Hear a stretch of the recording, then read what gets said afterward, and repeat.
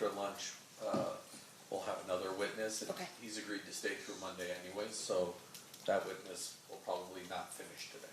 Got it. Okay, sounds good. Thanks for the lineup. Sure. I think at this time we can bring in the jury then. Yes. All right, let's do so.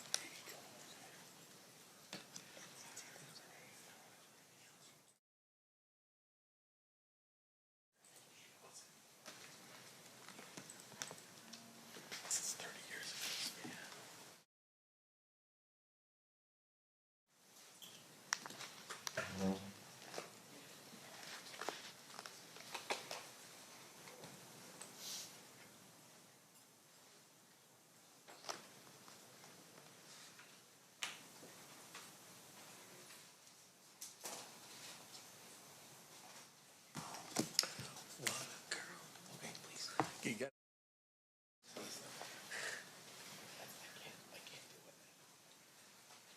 You stole my water. It's your soda.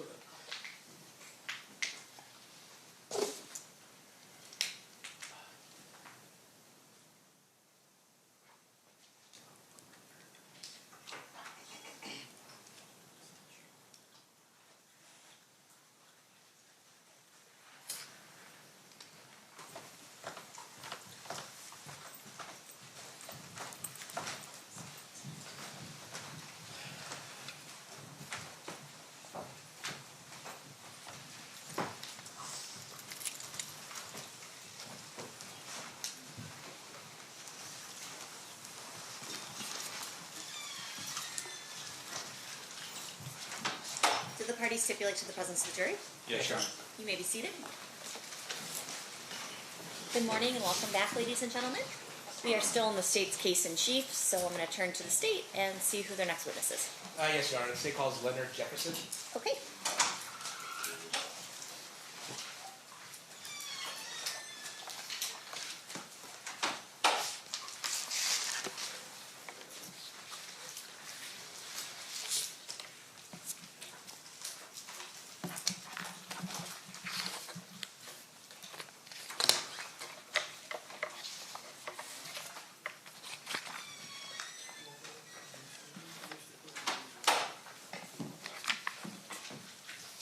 You do solemnly swear the testimony you're about to give in this action shall be the truth, the whole truth, and nothing but the truth, so help you God? Yes, ma'am. You may be seated. May I please have you state and spell your first and last name for the record? Leonard Jefferson, Leonardjefferson. Thank you, Mr. Jefferson. Mr. Paul, whenever you're ready, you may proceed. Thank you, Your Honor. Mr. Jefferson, on the weekend of September 7th, 1996, did you come out to Las Vegas? Yes, sir. And where were you coming from? Los Angeles. And why'd you come out to Vegas? I was coming to attend the Mike Tyson Bruce Seldon fight. Where were you staying? The Monte Carlo Hotel. And were you here by yourself or with somebody else? I was here with someone else. Did you go to the MGM Grand for the fight? Yes, Did you actually attend the fight? I did not. Tell us about that. Why didn't you attend the fight? I was just in the lobby, people watching, and normally when we come to the fights, we just hang out for a little while. And a couple people were asking, were they selling tickets? Were we selling tickets? Turned them down, and then a couple, I remember were from Detroit, had a green, they were matching green suit, and the guy offered us $2,500 each for our tickets, and we didn't pass it up, and we sold our tickets. I guess you didn't miss much, right? Only a minute, 30-second fight. So. Yes, sir. And that's what we talked about on the way coming down. It might be another quick fight. Yeah. In the lobby area while you were watching people, did you see somebody relevant to this case? Yeah, I saw Tupac and his entourage come in. And then was that before the fight? Yes. How did you know that that was Tupac and his entourage? I just recognized him. Just knew who he was. And had you had previous interactions with Mr. Shakur? Briefly, yes. Back in Los Angeles. Can you tell us about what those interactions were about? Back in those days, I used to sell cars, and a couple people that worked for Death Row Records, I sold them a couple of cars, and I delivered them to Can-Am Studios in the Valley. And I just happened to meet them, or they introduced me to them, and we talked about cars, and that was it. Nothing major. So let's go back to Las Vegas on September 7th, 1996. You sell your tickets for a pretty good amount. What do you do afterwards? Continue people watching. Then I guess once the fight started, people were still, hanging out, and we decided to go back across the street to our hotel, and we took our money and went to the crap tables. And by the hotel, you're talking about the Monte Carlo? Yes, sir. And then at some point, do you decide to leave the Monte Carlo? Yeah, after a couple hours of being there, I got hungry, and I wanted to I called a California Pizza Kitchen to place an order, and they told me it would be like 20, 30 minutes. And I told my buddy I was about to leave to go to pick up my order. And I walked outside to the valet, gave him my ticket, get my truck. I had a Suburban back then. And once they brought it up, I drove out and went to the Strip, went to the Las Vegas Boulevard. And you had said you were driving a Suburban. Yes, sir. What color was that Suburban? White. So, and just for the folks that don't know, a white Suburban is like a big white SUV. Is that Yes, correct? yes, sir. Then when you were driving down Las Vegas Boulevard, were you headed toward, driving north towards the stratosphere, I guess, as a marker? Yeah, I was headed north, yes. And while you were driving north on Las Vegas Boulevard, did you see anybody that you had met earlier? Yeah, I was stopped at a light, and a car rolled up, or really the wheels really caught my attention, and then I looked up and I saw it was Tupac and Suge sitting in the car. Did you try to interact with Mr. Shakur or Mr. Knight? With Tupac, I did. Okay. And what happened? Can you tell us about that? Yeah, I said, hey, what up, Pop? And then he kind of looked and kind of took like a double take. He said, oh, what up, man? And then I said, hey, where you guys headed? He said, we're headed to the club. You should follow us. I said, all right, cool. And then, I don't know, I said, man, let me get a picture real quick. And I had my camera in my center console, so I just grabbed my camera and snapped the picture. So this was before iPhone, so you actually had a physical camera with you. Yeah, I had a 35 millimeter camera. I'm going to show you what's been previously admitted as State's Exhibit Number 3. Do you recognize what's being shown to you? Yes, sir. What is that? That's the picture that I took. Now, after taking this picture, so you took this picture at a red light, Yes, sir. and I'm assuming the light turns green at some point. Yes, it does. What do you do? After I took the picture, the light changed green, and they took off, and I recognized like one or two of the cars that were behind them from seeing them from LA. So I let them go by, and then they got in front of me, and then I got 3 cars behind them, behind the BMW, and then we're just driving down Las Vegas Boulevard. At some point, do you make a right turn? Yes. Can you tell us about that? Yeah. So I don't guess the street is. I remember this Flamingo. We get to Flamingo, and as we're making the right turn, I get on the phone. I was calling California Pizza Kitchen to cancel my food order. Because you're heading to the club, right? You don't need a CPK anymore. Yeah, I don't need CPK. So while I was on the phone with him, like 30 seconds or so, and then all of a sudden I just hear pop, pop, pop, and I kind of like, like looking around, and then I see the cars were stopped, and I see the people in front that were in the cars. They got out of the car and ran to the front. They ran to the BMW.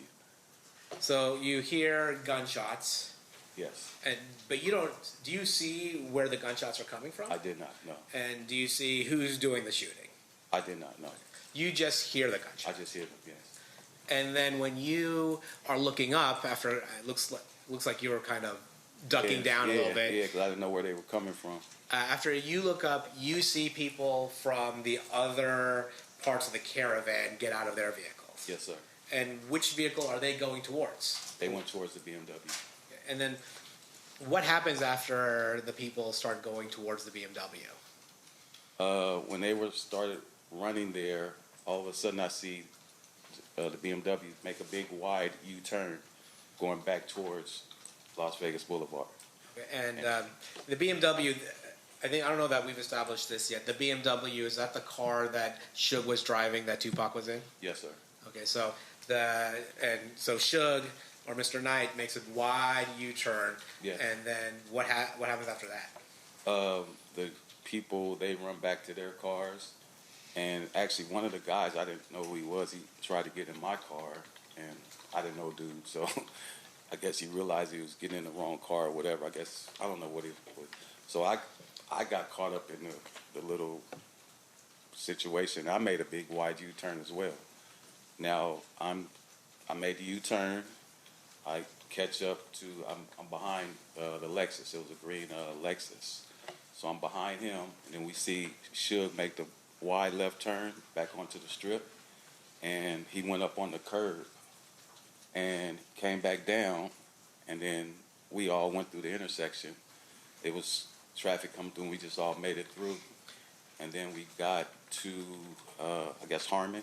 We got back to Harmon, and Suge makes another left turn, and now it's like cross traffic. He couldn't get through. And by this time, now we see the bicycle cops. There's a bicycle cop rolls up, and Suge is kind of like, stop here. This is Las Vegas. This is the street he turns on. So he's just stopped. And then the cop drops his bike, and I started to get out, and then I got back in once I saw the cops or whatever. And then what happened? So, okay, so you're in the middle of Harmon in Las Vegas? Yes, sir. And Mr. Knight's car has just stopped at this point. Yes. And you stop as well. Yes. Are there any other cars that stop along with Mr. Knight's car? Yeah, I'm stopped behind the green Lexus. Okay, so I'm literally right behind it in the turning lane. So there's the BMW that Mr. Knight's driving. Yes. You have a green Lexus, and you have a white Suburban that you're aware of. And then you said you were going to get out of your car. You see bike cops, and then you decide to stay in your car. Got back in. Yes. What do you see as you're inside your car? Do you look at the BMW at all? I look at it, and then I see, like I said, the bicycle cop rolled up, and then he drops his bike, and then I see Suge getting out the car, and now the officer is yelling commands to him, get down, lay down, and you hear Suge saying, my man, pocket shot, we need help, pocket shot. And then the cops, I kind of blanked out. I didn't really hear what he said. And then the cop, for whatever, walked over there to Suge. Suge got up, and they walked over to the passenger side of the car. Okay, and so initially, is it fair to say there's one bike cop, or are there multiple bike cops immediately? Well, I saw one, but then others came. Okay, so one immediately. I saw one immediately. Okay, so the one immediately shows up, and then other bike cops show up afterwards. Yes, okay. sir. And then the one bike cop, he's the one that's talking to Mr. Knight, and then at some point do they go over to the passenger side and deal with Mr. Shakur? Yes. Can you tell us about that? Well, at that time, when that occurred, a police officer rolled up in a vehicle. He ran up and pulled a gun on me and ordered me out of the car. He opened my door and then threw me down, snatched me out of the car and threw me down on the ground. Now I'm like prone down on the ground. I'm in the direction I'm facing. I could see what's going on with with the with the police and shit. Did the officer give you an explanation as to why he was treating you in such a manner? Yeah, I said, hey, what's going on? He said, we have witnesses saying that you were part of their entourage. And at that point, when you're prone and looking at what's going on at the BMW, what do you do? I see that they were kind of like struggling with the door. They get the door open, and then they pull Tupac out of the car. And were you able to observe Mr. Shakur? Not really. I saw the movement, but I didn't see what happened after he got out the car. All right, so what happens after that? The cop is, he sits me up now. He's asked me for my ID, where I'm from, what am I doing here, where am I staying, and he's writing down the information. The other is I don't know if it was his partner or just another cop was searching my Suburban, looking at whatever they do. Yeah.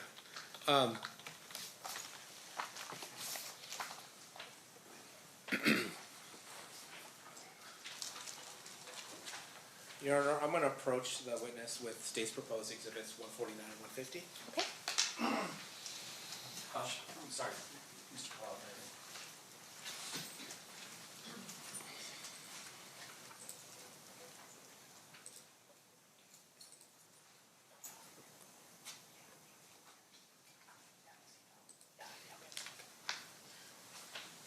I'm going to show you state's exhibit 150. Do you recognize the people in states 150? I don't know that at the time I didn't know their names. That's me sitting here. I had the black pants with like a tuxedo type vest and white T-shirt, and I learned this is Edie Mean, and I don't know at the time I didn't know their names. Okay. All right. Have you subsequently met or learned their names since then? I've learned their names, and I met Edie a couple times, just out and about. I'm going to show you what's been marked as State's Exhibit 149. Since that night, have you learned who these people's names are? Yes. And does this accurately reflect who their names are? It says their names. I can't say if it's them or not, but yes. Okay. I'm going to move States 149, 150 to evidence. Any objection? Well, one more.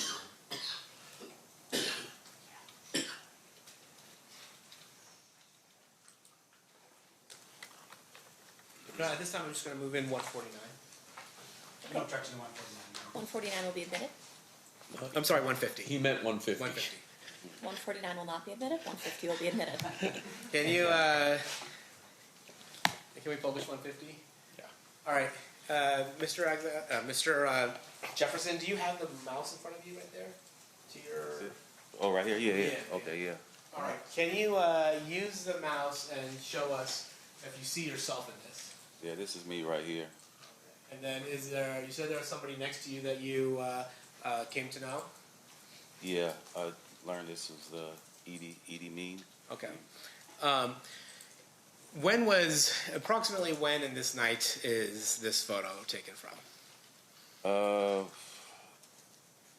I don't know the exact time, but... Like in the sequence of events. I don't need a time, but this is after you get pulled out of your vehicle? No. When is this?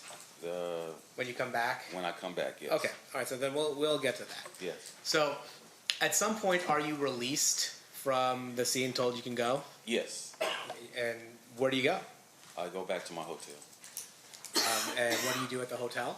I go back to the crafts table where my buddy was, and I'm talking to him, telling him what's going on. And I'm sure it's a hell of a story you're telling. Oh, yeah. me, Yeah. And then, does anything happen that draws you back to the scene? Yeah, well, while I was there, I guess I was there maybe 15, 20 minutes or so. And while I'm standing there talking to him, I get a tap on my shoulder. And it's a police officer. It's the same police officer that snatched me out of my car. And he said, we fucked up. The detectives want you back at the scene. So we need to get you back at the scene. And had you at the scene told police officers where you were staying? Yes, I did. Now, when you get back to the scene, how does that happen? Excuse me. The officer said that we see your Suburban still outside. We need your Suburban back on the scene, and we need you as well. He said, okay, well, I'll drive it back. He said, no, my partner will drive your Suburban back, and you'll ride in the car with me. Now, where did you sit in the car riding? I sat in the front seat. Okay, so you're sitting in the front seat of a police vehicle? Yes, sir. And it's another officer is driving your Suburban back? Yes. At some point, do they become aware that you actually took a photo of Mr. Shakur and Mr. Knight just minutes before the shooting? Yes. And how does that happen? Well, once I got back to the scene, the officer said a detective will come and talk to you. So I sat in the car 20, 30 minutes or so. And then a detective came over, talked to me, introduced himself to me, and he just asked me, what happened, describe what happened. And did you tell him, to the best of your recollection, what happened? Yes. And then at some point, did they ask for your camera? Yeah, well, I told him that I was in the intersection. I took a picture, and then he got like, oh, really? And I said, yeah. And he asked me, do I still have the camera? I said, yeah, the camera's in my truck. And so, do you give it over to the police? Yeah, I back then we had the 35 millimeter where they had the self rewind, because I think I had either 24 or 36 exposures, but I hadn't taken all the pictures.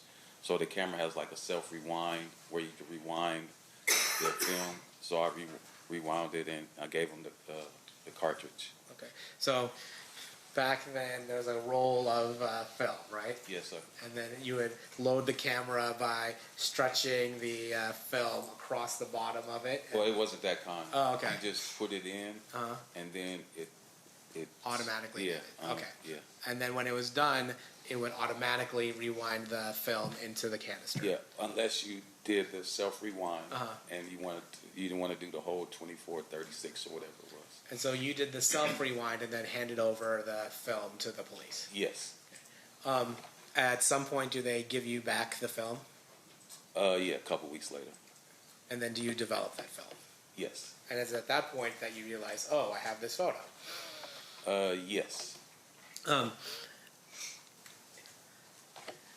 Since that time, obviously, that photo had become pretty famous. Is that fair to say? Yeah. Yes, it has. And as a result of it being associated with this case and the night of this particular murder, has there been have some accusations of a conspiracy theory of you somehow staging the scene? Oh yeah, sure. Yes. And can you tell us a little bit about that? Well, I mean, the internet does what it does. People, it was set up. It was a movie scene. Yeah. That you had staged Yeah. this scene? Yeah, I staged it. I currently work in the movie industry as a picture card coordinator, so they put that all together. Let me ask you this, or did you stage the scene? I did not. Nothing further. Thank you, Mr. Kalal. Cross-examination, Mr. Sant. Thank you, Your Honor. Mr. Jefferson, are you aware that the picture that you took ended up on the cover of a book written by Kathy Scott? Yes. Did you allow for permission for that to happen? Yeah, she licensed it through my agency. I see. And with regard to that picture, I'm assuming at some point that you were able to sell the rights to that picture to people who needed to use that picture in furtherance of whatever project they had. Yeah, the agency that represented it, they did. They licensed it to different. And then with regards to the night, so your testimony is you're coming out of the Monte Carlo, you're on Las Vegas Boulevard, and you see Suge's BMW on Las Vegas Boulevard. Is that right? I didn't see it when I first got there. Yeah. It pulled up next to me. All right. So if I could just show you State's Exhibit number 1. I have it, Mike. Is that one?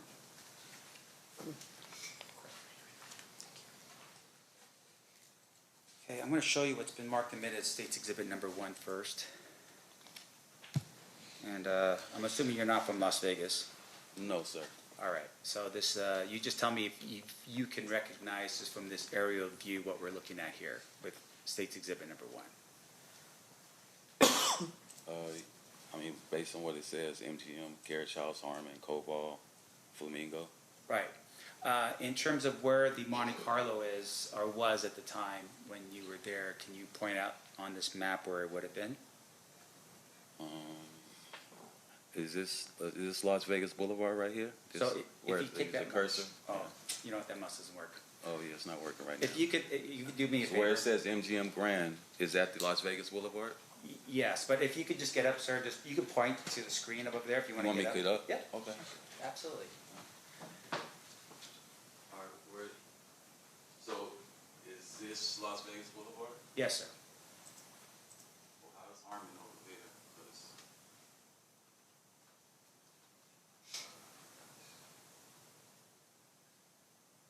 Let me ask you this question real quick. I can't tell where Las Vegas Boulevard is, sorry. No, that's all right. And once again, I just want you to be familiar with this. If you're not familiar with it, I'll just take it down. Okay. Okay, that's fine. Yeah. No worries. Yeah, you can back up on the stand. That's fine.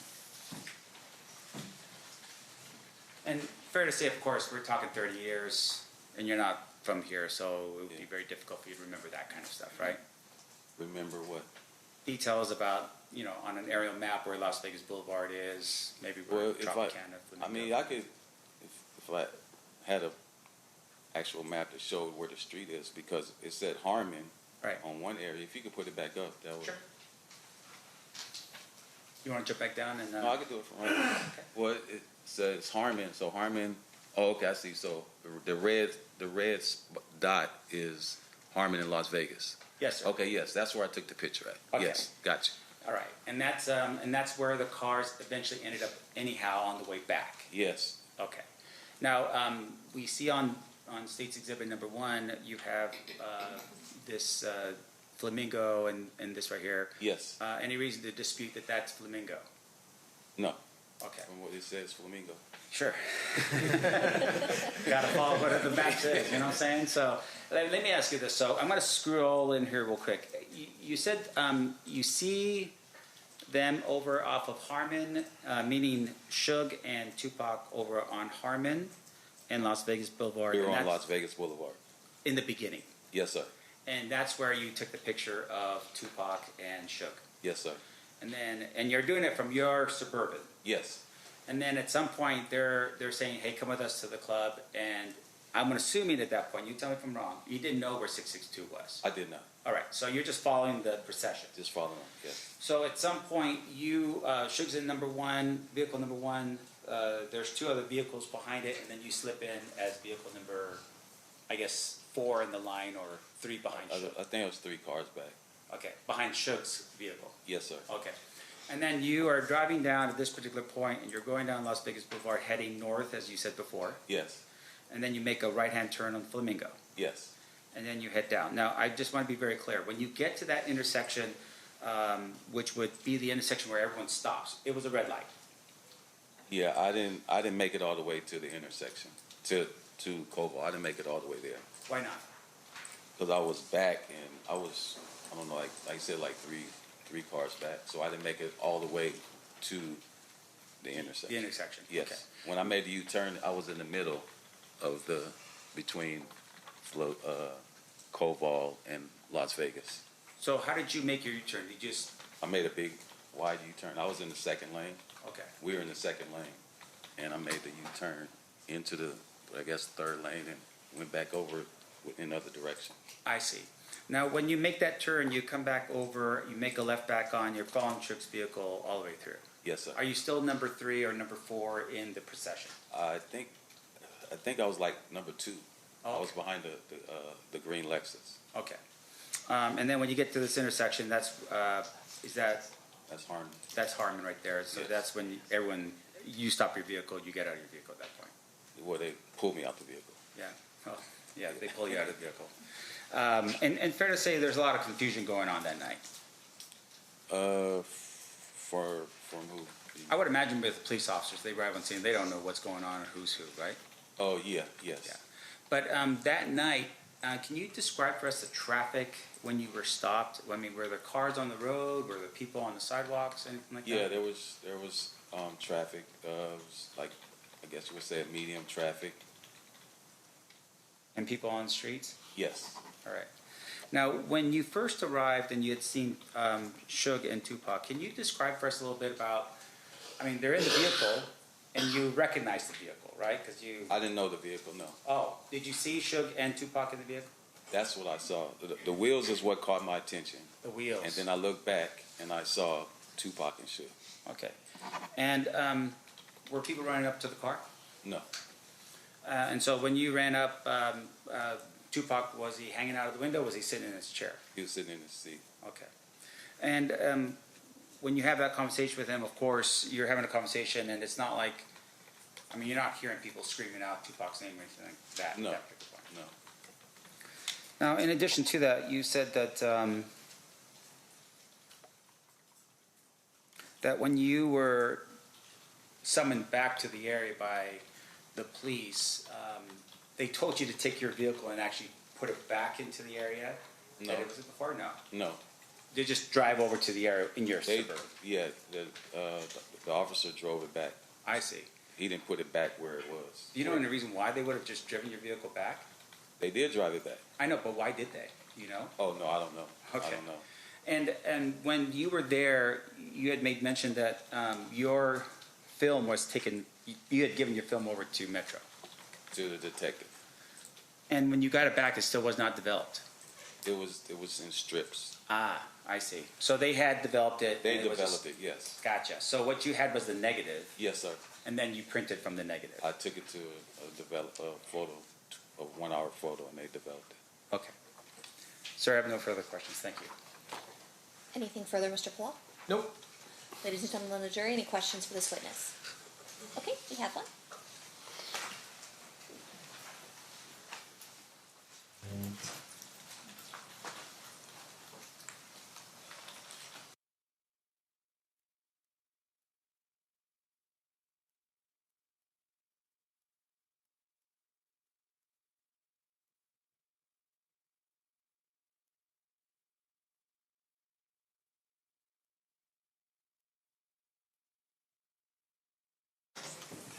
Just a question from our jury. Can you recall the name of the detective who introduced himself to you the night when you arrived back on the scene? Kevin Manning. Okay. Any follow-up based on that state? Nothing from the state. Defense? Hang on. All right. Thank you so much for being with us, Mr. Jefferson. You are free to go. Have a good day. Thank you.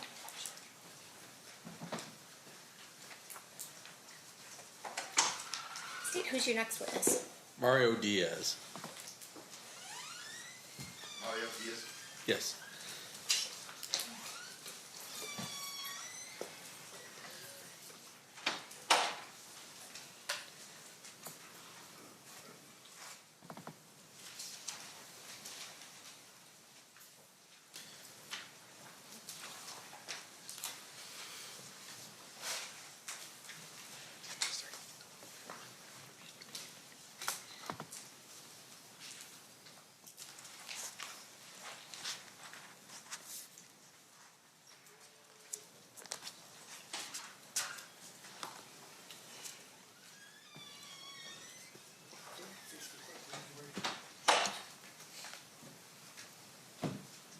You do solemnly swear the testimony you're about to give in this action shall be the truth, the whole truth, and nothing but the truth, so help you God? I do.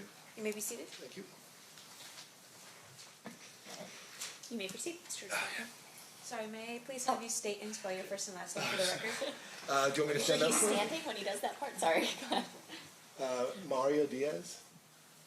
And may I have you spell it? Oh, Mario.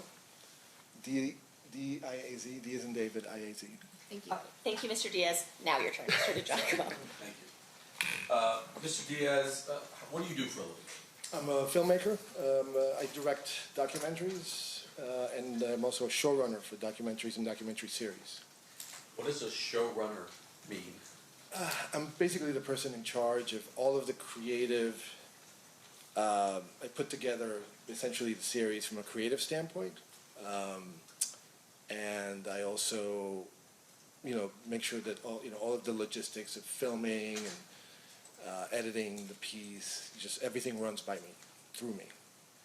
At some point, are you contacted by a company to create a documentary related to Death Row Records and the story of its rise and its ultimate fall.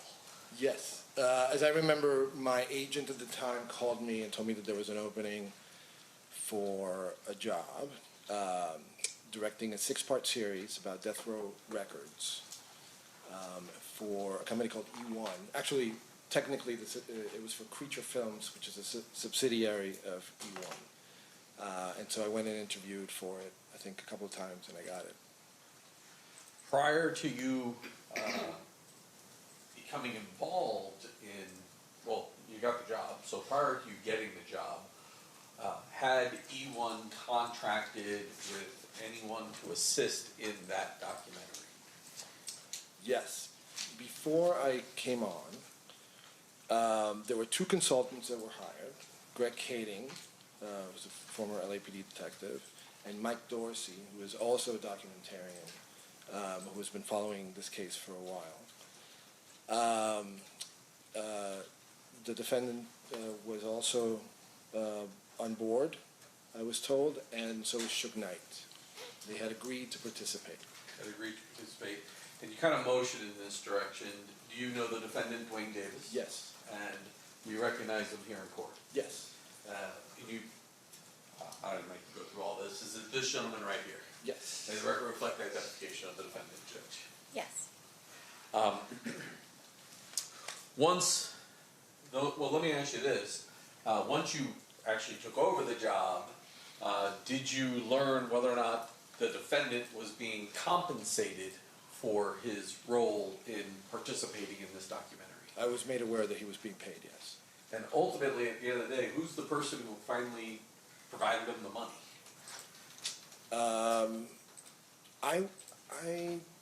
I was not in charge of the money per se. Somebody else was cutting checks. There was some, there's usually a protocol for that. And so I don't remember exactly who it was. I know that I, at one point, actually handed him a check. That was my question. Yes, yeah. You're the one who... Somebody gave it to me, and I made that Now, handoff. I know it's been some years now. Can you give us an approximate amount of money Mr. Davis was compensated for his participation? Don't remember the exact amount at all, but anywhere from $10,000 to $20,000, I would imagine. And for that compensation, did you conduct interviews on camera with Mr. Davis? Yes. And how many formal interviews did you conduct with Mr. Davis? We did 2 interviews in the summer of 2017. I believe that they were maybe weeks apart from each other, and they were probably around 2 hours and change each. And there would have been a camera rolling for the interview. Well, let's talk about the setup. Describe for me how you had this set up for the interviews. We maybe did, 30, 35 interviews for the entire series. We're filling up 6 hours of material for broadcast. So we did upwards of 30 interviews, and we mostly did them in a studio that the production company E1 had in the building. And we asked Mr. Davis to come to our building. We set up 2 cameras, and he basically sat across from me, and I asked questions. Did you have anybody to, did you have a subject matter expert as well that you were able to communicate with during the interview? So yes, the aforementioned Mike Dorsey was there during the interview. He wasn't in the room; he was in a separate room, and I had him in my ear. So he would sometimes, we would communicate. I would sometimes text while the interview was happening, just to corroborate certain things that Mr. Davis was saying. And Mr. Dorsey, did he have the ability to hear what was going on inside the room? Yes, yeah, he had his own little speaker setup. And did you subsequently learn that he had his own recordings of your interviews that were audio only? Yes.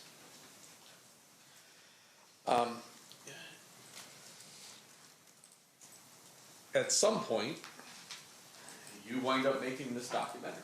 Is that fair? Yeah. Now, to promote this documentary, well, let me ask you this. Do you know what a sizzle reel is? Correct. Yes. What is a sizzle reel? Well, sizzle reel is traditionally used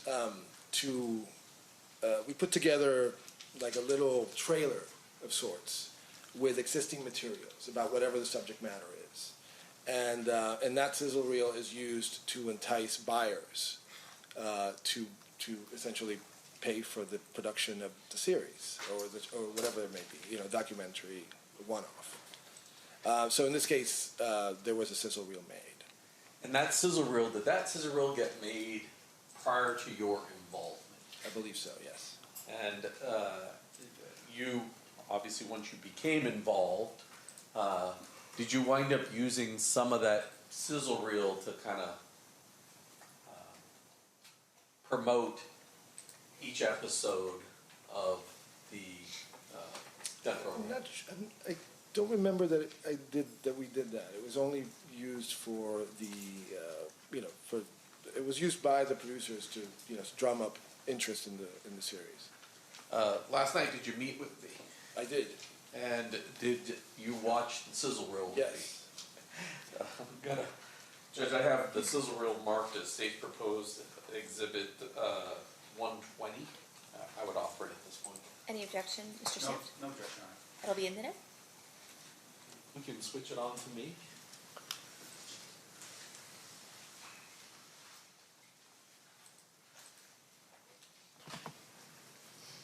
On the Duane Keffe D days, I was a confident, kingpin drug dealer. I'm the only one alive that really can tell you the story about the Tupac Shakur. People have been pursuing me for 20 years. Newspapers, magazines. I'm coming out now to tell the story because I got cancer. I got nothing else to lose. All I care about now is the truth. This story starts in the streets of Compton, all the way to the streets of Las Vegas, where Tupac was killed that night.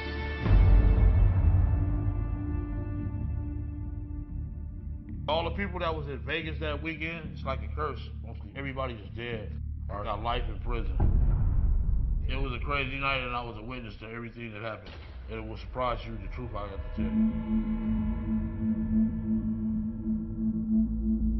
It's a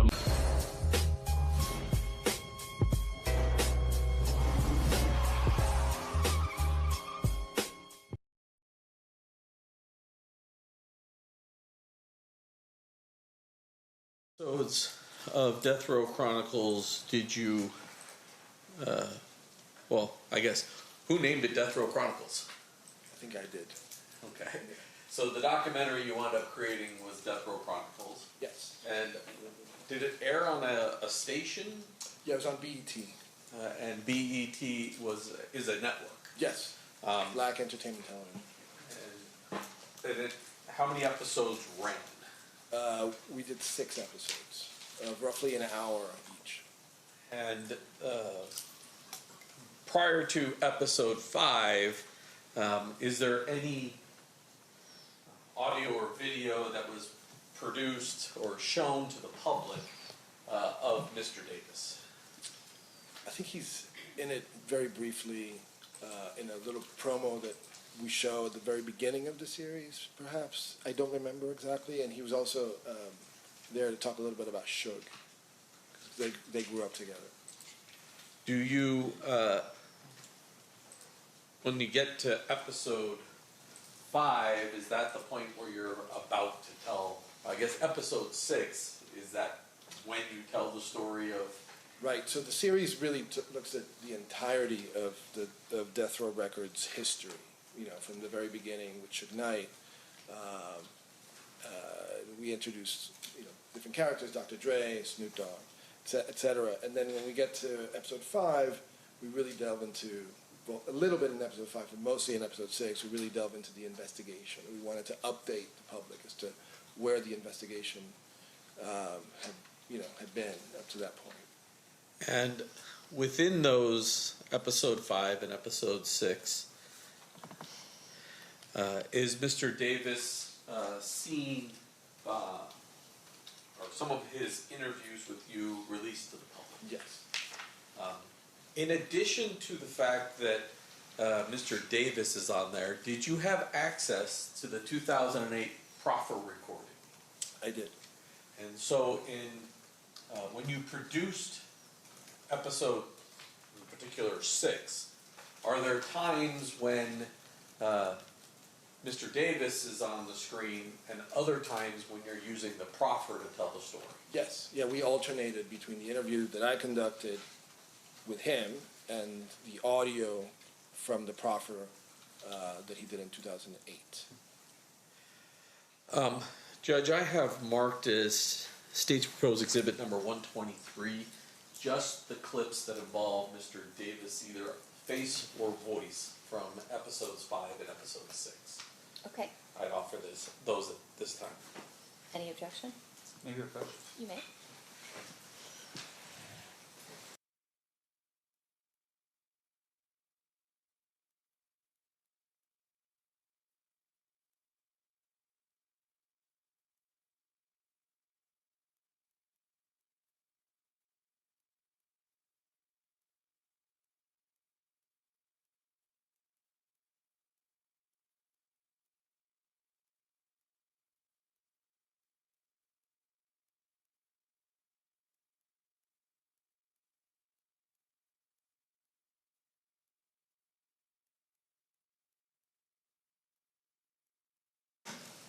All right, so pursuant to the conversations at the bench, there's no objection to the admission. It will be admitted.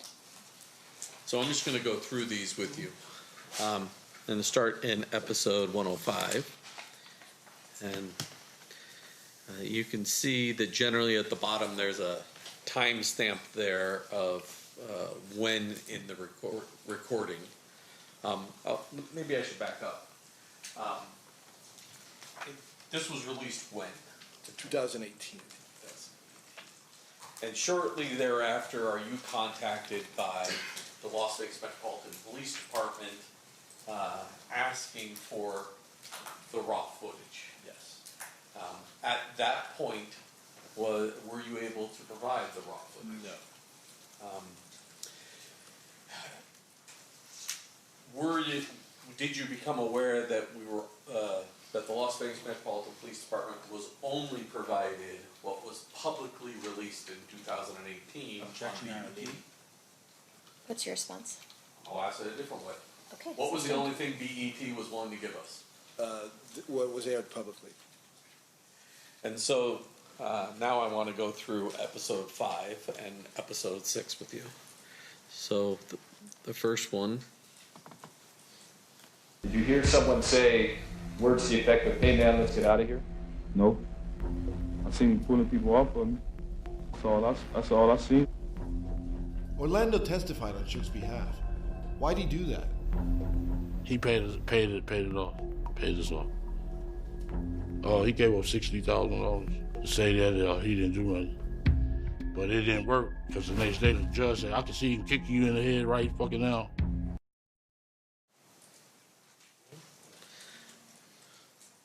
So Mr. Davis told you a story about Mr. Anderson's probation, or sorry, Mr. Anderson at Suge Knight's probation violation hearing. Yes. And then the next clip. Why are you now telling me what you're telling me? Because I wanted to get the truth out. Now in that clip, he's not in a studio. Where are you guys? Here in Las Vegas. And that is, well, why were you here in Las Vegas? We thought it would be interesting to film him where the shooting occurred so that he could walk us through it at the actual site. Now I'm going to go to episode 6.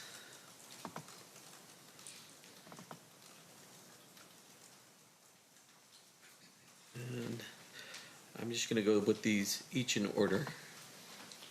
Man, well, I feel I can still go to jail with that, man. Because this is federal. So in this video, you can see Mr. Davis walking, but is that him actually speaking to you, or is that cut in from the 2008 proffer? I believe that's the 2000. Want me to play it again? Yes. I probably can tell by Man, well, I feel I can still go to jail with that, man. Because this is federal. That's from the interview with me.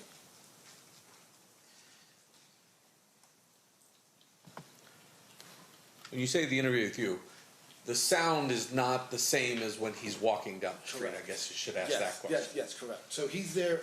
It's like a little preview, you know, what you're going to get later, essentially. So we keep it's just his feet to create a sense of mystery. The audio comes from the actual interview that I conducted. In 2017. Correct.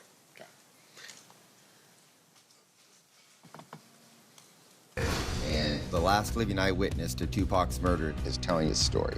Why are you now telling me what you're telling me? Because I wanted to get the truth out. You ready?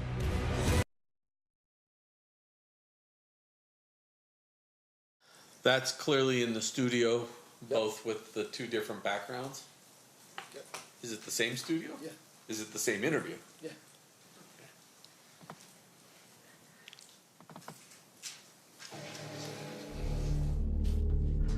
Okay, you ready?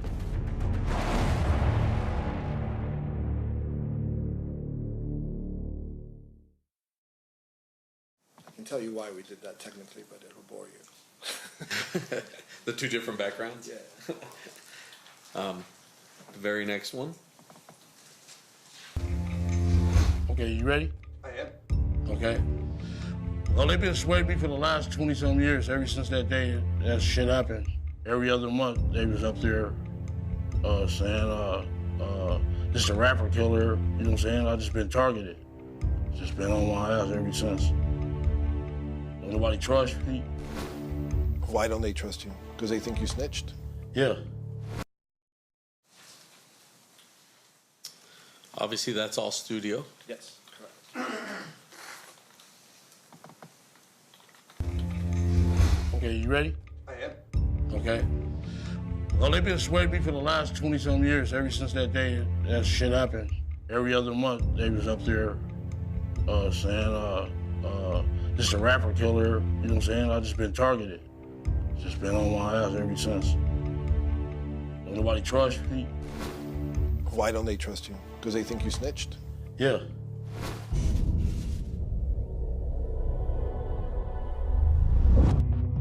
All right, I'm ready. Okay. Today's report is specifically on the Tupac Las Vegas incident.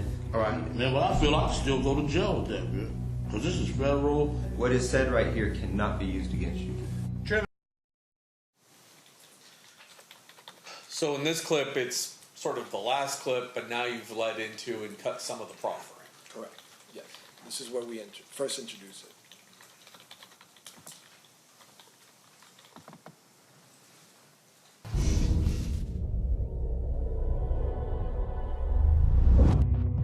All right, I'm ready. Okay. Today's report is specifically on the Tupac Las Vegas incident. All right. Man, well, I feel I can still go to jail with that, man. Because this is federal. What is said right here cannot be used against you. And so I'm getting the sense here that before commercial, you kind of lead off, and with commercial, you remind people what they just saw. Yes. Next one. Don't bullshit me, and I won't bullshit y'all. You know what I'm saying? That one's completely the Don't bullshit me, and I won't bullshit y'all. You know what I'm saying? That's the proffer. We tried to identify it up top so that people would know the difference. Yeah, you guys are all at the MGM. You guys go to the fight. So lead us through it from there. We went to eat, and we was at the MGM at a restaurant. Except some of my homeboys from East Coast Crips came in there and said, the Death Row dude, Suge, them just jumped on your nephew. That's a combination of both. Correct. I forgot to ask this question. You said you were there. You said Mike Dorsey was there. You said Duane Davis was there. Is there any other person in that room as well? Mr. Davis brought his lawyer. You remember his name? Wayne Higgins. So he had a lawyer with him while doing this with you. Yes. Now I can't remember. It's this one. Went to the parking lot. Me and Zip was together. Zip, Eric Martin.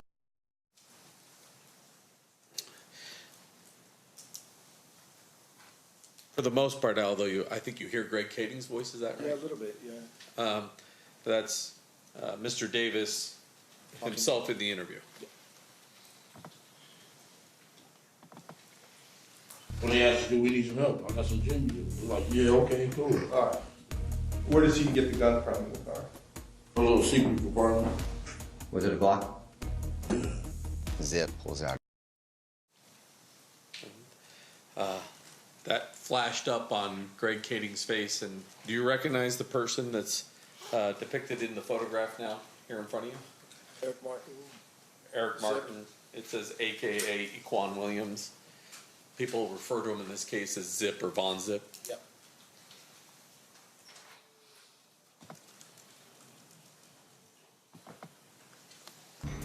The homie said Death Row guys were going to have a concert at the 662 Club. So we went to the 662 Club. I ran the door at the 662. I guess we caught a little bit of Mob James there.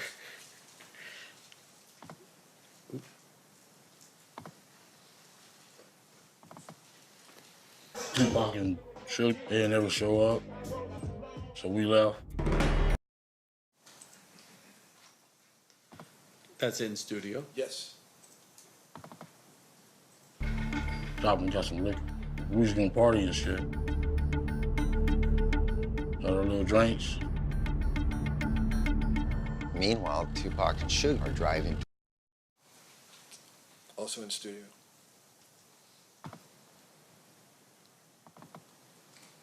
We came up Harlem and shit. Here they coming at BMW. All the chicks was like, Tupac, Tupac, and he was like, hey, like a celebrity, like he was in the parade. He wouldn't even been out the window. We would have never seen him. My partner busted you.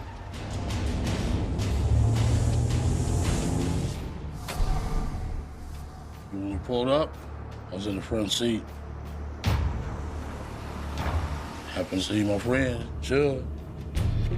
Suge looks over, he sees you. Yeah. He looks right at you. Yeah, he looks at me.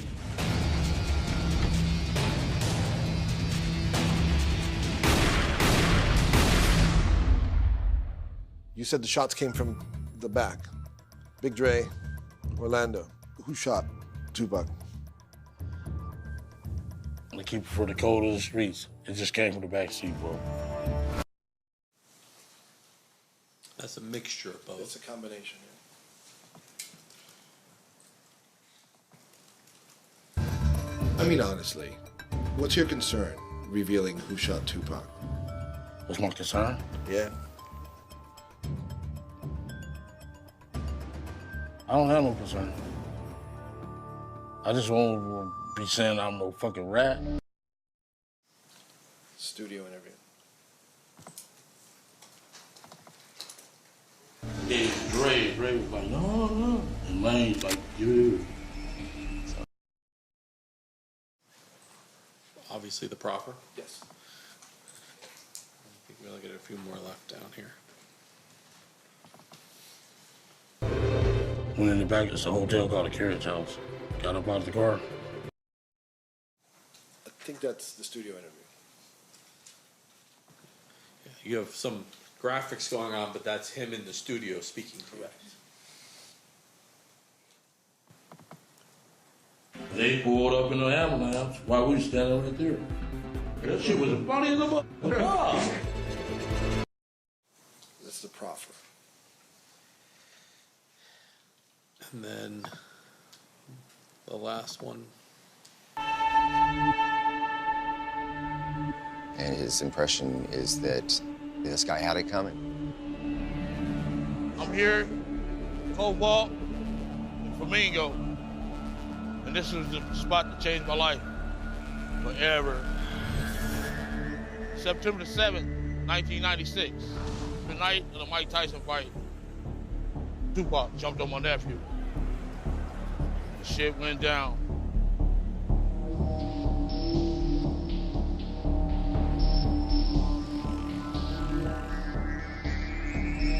nephew was young, 20 years old. He didn't do nothing to you, you know. He didn't do nothing to you. Tupac should have kept his hands to himself. So that's a combination of the material we shot here in Vegas with the studio interview. Sometime after the indictment in this particular case, Is there a position change by the people who controlled the raw footage and intellectual property to what Mr. Davis said? Yes, both the production company and the network, I think, agreed to provide it.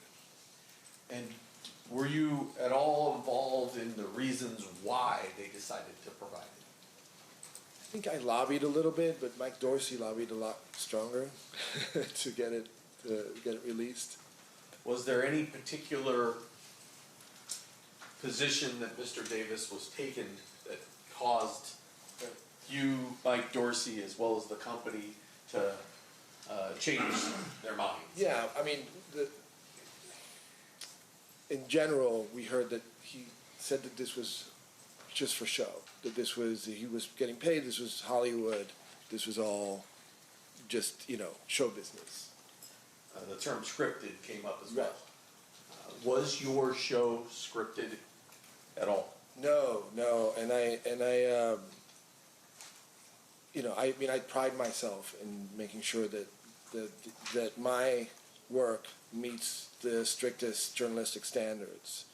I did not coach him in any way. We had meetings where I generally, very brief meetings when he was in the office, where I generally told him sort of where I was going with my questioning, but there was no coaching, no coercion, nothing of the sort. It was nothing was predetermined. I never provided questions ahead of time, either.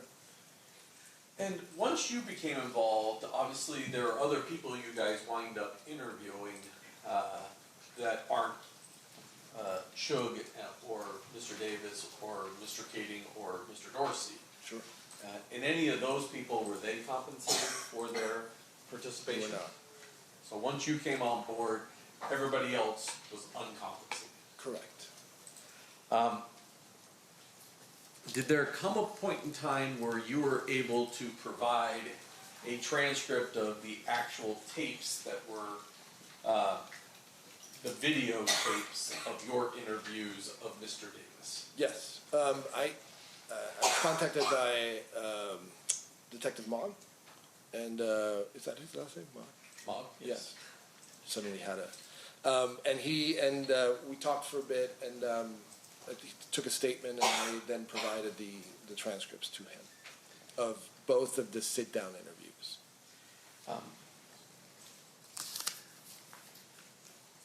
And I'm going to show you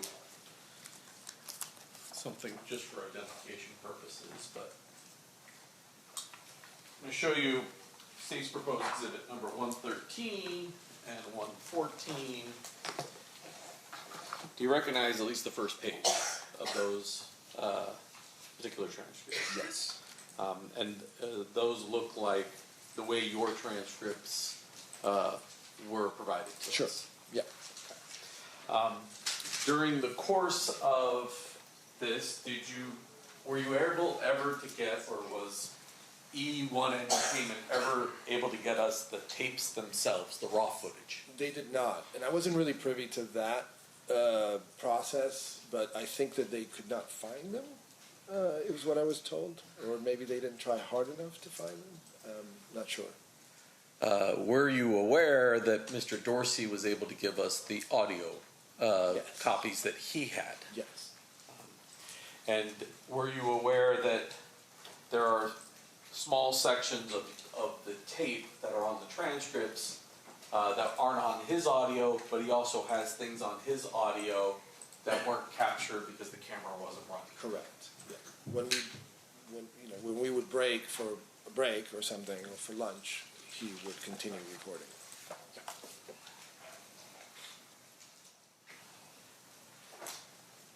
I passed the witness, Judge. Okay, cross-examination, Mr. Samt. Thank you, Your Honor.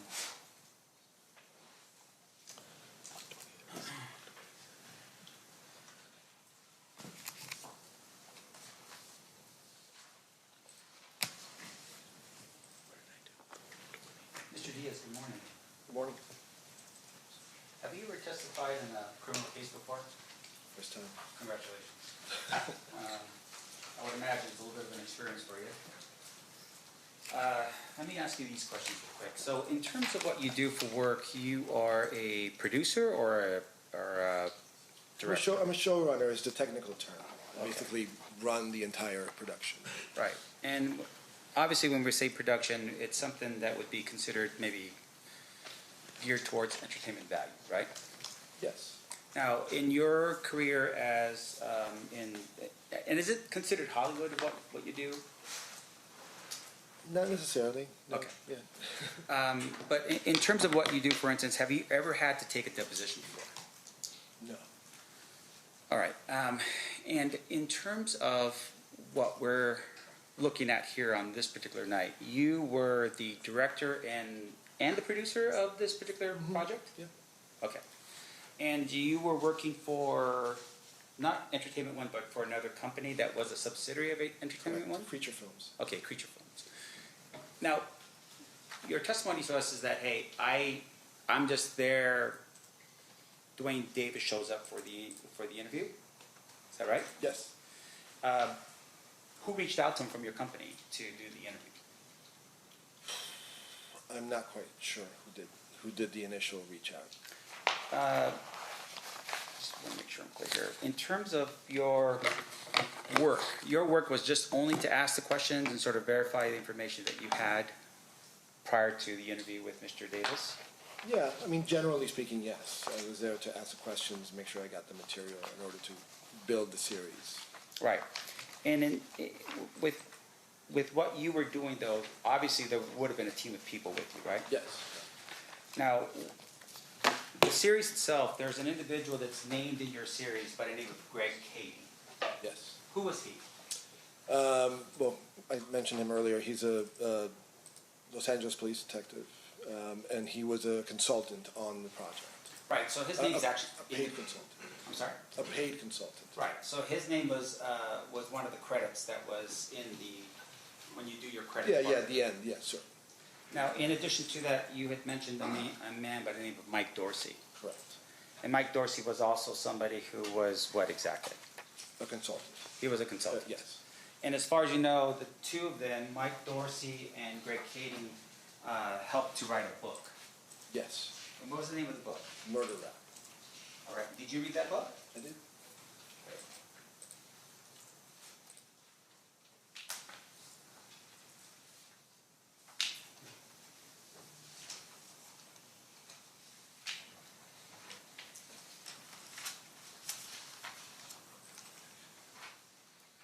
You want to make an approach? Sure. Showing you what's been marked as proposed defense exhibit D as in David. Do you recognize this photograph? Mm-hmm. And what is that? Cover of the book. Okay, great. Your Honor, this time I'd like to move for the admission of defense exhibit D as in David. Any objection, State? No objection. So admit it.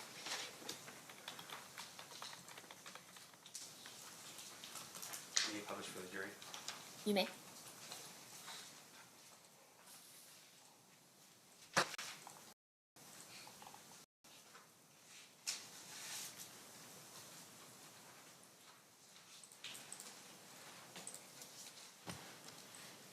That's the book, correct? Or at least the cover of the book. The cover, yeah. Right. And I appreciate you being specific about this. Now, fair to say though that the book was really sort of the core of what you were doing in terms of the information you'd received, right? So we had both Kading and Dorsey as consultants, but I also interviewed other authors who also wrote books, and I read those books as well. So Great. It wasn't, in other words, this was not my only source. Okay. And so can you tell us who your other sources were that you read to help you with your I think there's a book, it was the first one I read called Original Gangsters, which was written by Ben Westhoff, I believe. And then there was another book, and I'm not going to remember the title, by a woman called Cassie. Yeah, I don't remember exactly. Okay. A very seminal book about.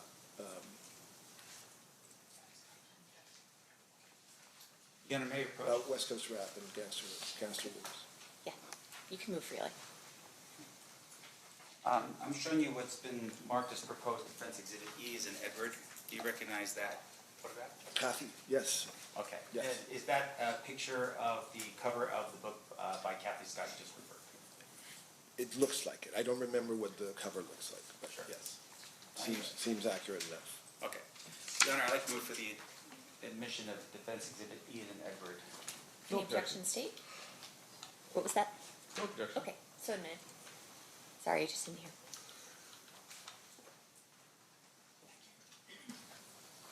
Publishing for the jury. Is that the picture, or is that the book? What other books did you review prior to your documentary? Those are the only three I remember. Okay. Now, fair to say, of course, that you're in the business of drawing people to your work, right? You want people to purchase your work, view your work. Is that right? Sure, yeah. Okay. Now, in terms I'm of... not in the, I'm sorry, can I amend that? Sure. I'm not in the business of drawing people to my work. I'm in the business of creating compelling television or television programming or films. Okay, so your... It's a different standard. Can you explain to me what the difference in standards are? I don't do, okay, so the best distinction I can draw is like, I don't necessarily do reality television, where it's just, it's somewhat manufactured, it's bombastic, it's, anything goes. I make documentaries which are traditionally based in journalism. I'm out there trying to get to the truth of something. So and that truth, I believe, is compelling enough to draw an audience. So in terms of the direction that you have in with the project, in this particular case, there was a direction, right? The direction was, we're here to document the rise and fall of the death row record label, right? Absolutely. And in terms of how Mr. Davis would fit into the idea behind it, is that it's with the death of Tupac Shakur and the shooting of Marion Shignan. Yes. Okay. Now, in terms of what you were doing, though, fair to say that you had a direction. This is where you wanted to go with the project, right? It's an important element of the story, but Right. it's not my final destination. My final destination is revealing the entire story of Death Row Records, which includes this unfortunate chapter. Sure.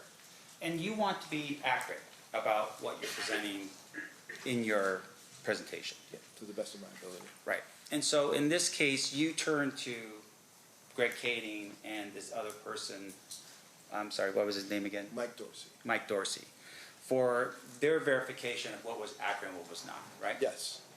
Now, do you recall a person by the name of Tara Long? Yes. Who's Tara? Tara was the head of E1 at the time. Okay. And she was involved with the project on some level, right? Yeah, I mean, now that you mention it, I think that she was maybe pivotal in bringing Keffe in. And I'm not sure how Greg and Dorsey came, but maybe through her, maybe through Creature. But again, they were there before it came on. Sure. And in terms of Tara's participation, can you tell the jury what contract was set up between Duane Davis and the company? I cannot. I don't know what the details of the contract are. So you never saw the contract? No. And you don't know, you can't tell this jury, for instance, how much money was promised to Mr. Davis as a result? No, I can only guess because I handed him a check at one point, or various checks at some point, and I don't, I think I remember the installments were like in the 5,000s or something. But Right. I'm just not sure.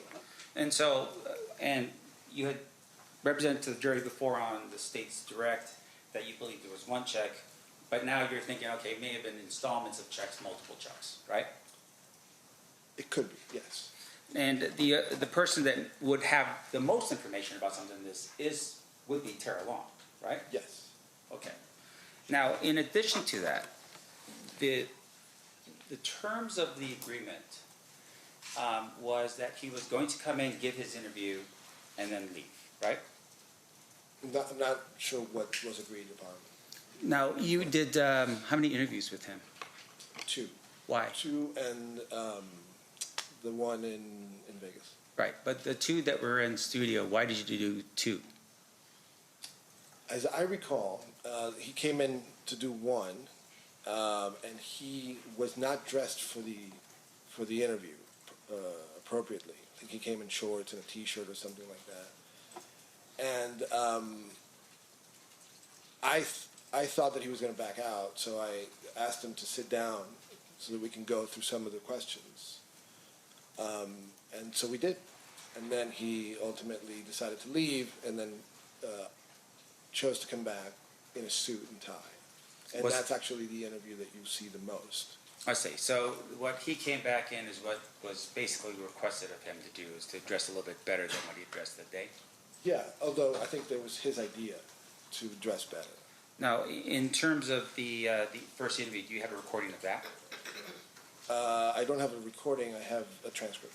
Okay. Is that the transcript that was referred to earlier? Is that a yes? Yes, sorry. Now, that's all right. And now, in terms of your recollection, is the next day you come back and you have the interview with Mr. Davis, the one that we're seeing snippets of right now? I'm not sure if it was the next day, but it was sometime after. Now, in your presentation, obviously, there is a lot of, I don't know what you would call it in Hollywood, like tones, ominous tones, as, you know, Mr. Davis is walking down the street. That's obviously for some type of cinematic effect, right? Yeah, we're underscoring the drama of it. Right, and it's just to sort of build up an interest in whatever that scene is. Right. Okay, so the view of Mr. Davis walking, can you tell us where he was walking and why he was walking in the direction that he was being filmed? The one in Vegas, you mean? Yeah. He says it on the clip. He was at Koval and Flamingo, and he was there to kind of walk us through what happened that night. Okay. In terms of walking us through, for instance, do you film him being exactly in the lane, pointing to the other lane and saying, this is the lane where this happened, this is the lane where these women were, or anything like that? Do you have that? Don't remember exactly. So he's standing on the corner of Koval and Flamingo on some corner and saying, this is where my life changed. Yes. Something like that, Yes, right? correct. But in terms of specifics of where it was that everyone was located on the street, did you film him pointing to exactly where this was, exactly where that was, here I was there? I think we did. Okay, and that would be in... I don't have that, I don't think we have that transcript. Okay, and once again, you don't have the transcript, you think you did, but as you're sitting here right now for this jury, you can't show that, right? I can't show it, and I'm not entirely certain. But I would think that if I brought him there, it would be more than just to appear on camera for 30 seconds and say my life has changed. Sure. And I do recall being there for much longer than that. Okay. And once again, it should be captured on film somewhere, if it's from you guys. Okay, but it's not here today. No. Now, in addition to that, your testimony is that you had, there were parts of the video that shows like, I guess there was like a proffer version. You said there was a proffer and there was a guy with a beard. Is that in the proffer? There was a guy with a beard? Yeah, there was. I saw a snippet and there was just a glance, but it was a guy with a beard and you said it was the proffer. Is it just the audio recording with the backdrop of some guy with a beard? So what we did was we had the proffer audio. We had the interview that I conducted in the studio, and then we had some recreations where we brought an actor and some actors to kind of recreate the setting of the proffer. And in that, Greg Kading appears, he's visibly in the room, listening to the actor who's playing Mr. Davis. Oh, I see. So it was just a reenactment, dramatization. Is what Correct. you would call it. Okay. Now, when you're setting that up, and that's happening. That's Greg Kading's direction, right? Direction? Meaning that he's telling you, here's how everything was, or, this is how the room looked, or something along those lines. To some degree, yeah. Okay. Yeah. Now, There were some camera considerations there too. and Greg Kading was being paid for his work? Was. Now, he also, at some point, shares with you, I would assume, and you tell me if I'm wrong, that there was a proffer, and the proffer was done in 2008. Yes. Now, your project was when again? I'm sorry. Say that again? When was your project? When was 2017 is when we filmed. 2018 is when it aired. Okay. And you're hearing this from Greg Kading, and you understood, I would imagine, based upon the proffer, that there was an agreement that, hey, he's going to give information, and on that information, he was not going to be prosecuted, right? Yes. Was there some condition that would, if there was a violation of that condition, would then cause the proffer to be made public? Objection 1 calls for speculation. 2, legal conclusion. The court's already ruled on the admissibility of the proffer. What's your response? It's, well, let me rephrase the question, Judge. Okay, so I'll sustain the objection and you'll rephrase. Let me ask you this. So, in terms of your interview, is that a yes? No. I'm listening. I know, but once again, when you say I just have to make sure it's clear for the record. I'm just listening to the question, so it's not a yes. Okay. In terms of your recollection, was there a reason why, in your recollection, Mr. Davis could give his information to you? Why he could? Yes. Objection calls for a legal conclusion. There's no legal. Why he could? Are you just asking if you told him, or? Yes. Okay, if you want to rephrase a little bit. Did Mr. Davis, did you ever find out as to why Mr. Davis gave this interview to you in 2017? Objection speculation. Sustained. Did you at any point during the time period ever know if Mr. Davis had violated the terms of his property? Sustained. Objection. New approach.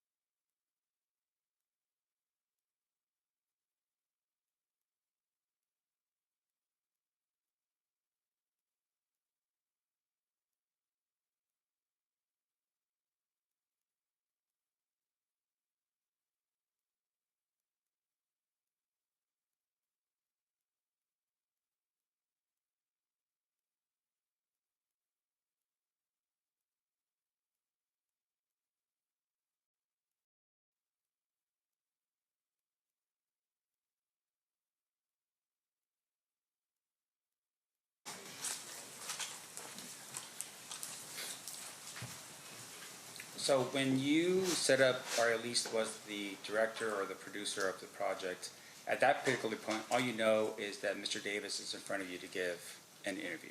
Yes. And when you had an opportunity to sit down with Mr. Davis, you went through an interview, and I want to make sure I'm clear here. Was the interview done in a way where he promised to tell you the truth? No. I mean, I would assume that he would tell me the truth. Sure.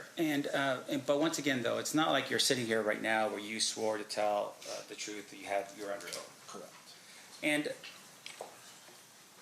with regard to the information you did receive from Mr. Davis, did you at any point verify any of it?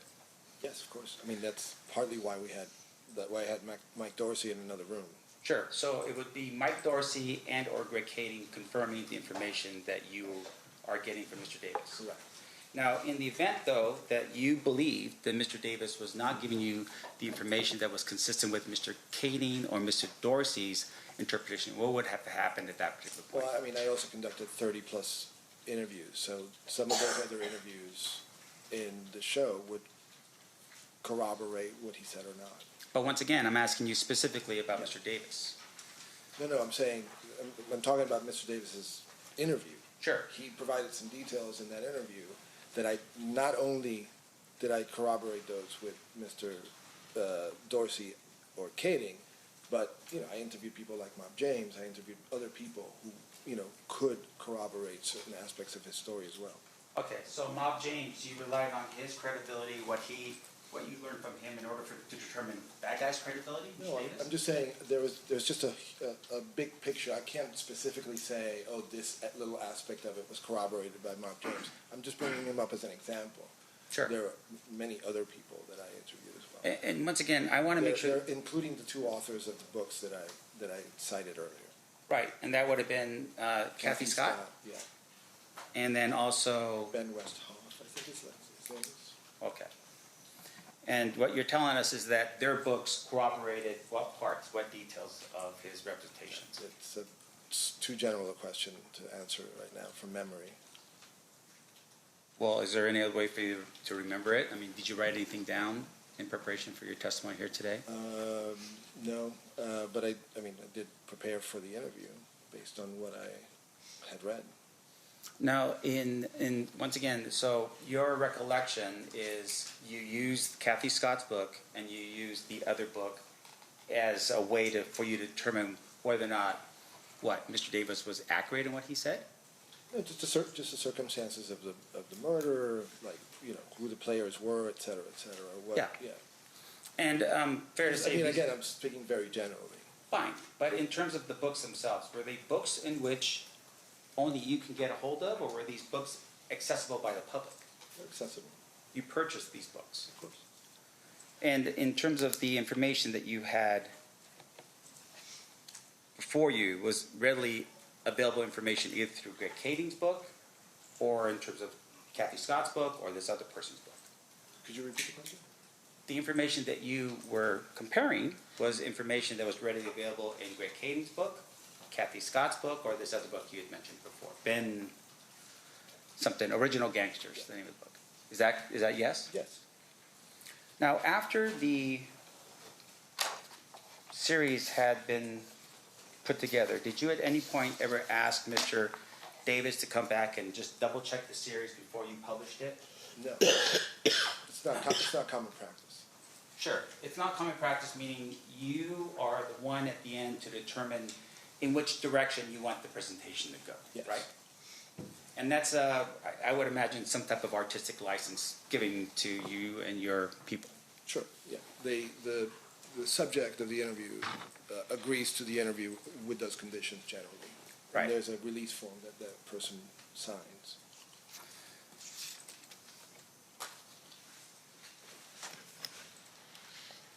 And do you know the whereabouts of Tara Long now? I do not.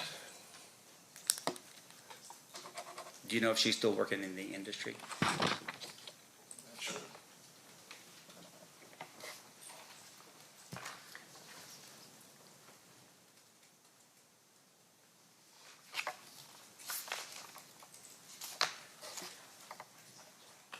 One moment, please, Your Honor. Of course.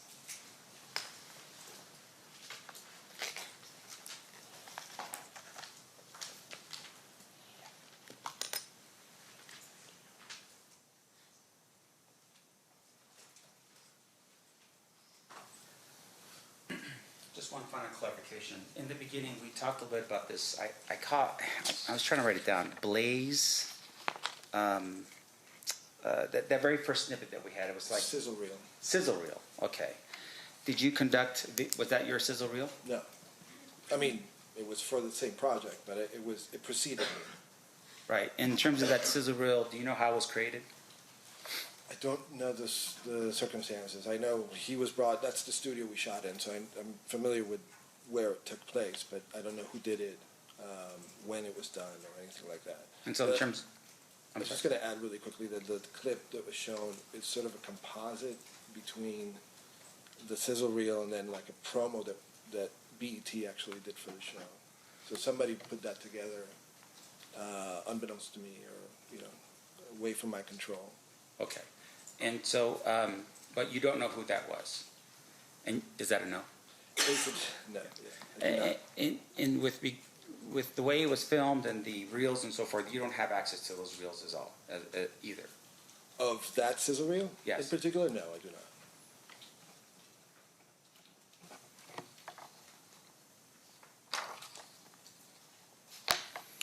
And I'm sorry, I don't know if I had asked you this question. I just want to make sure I did or not.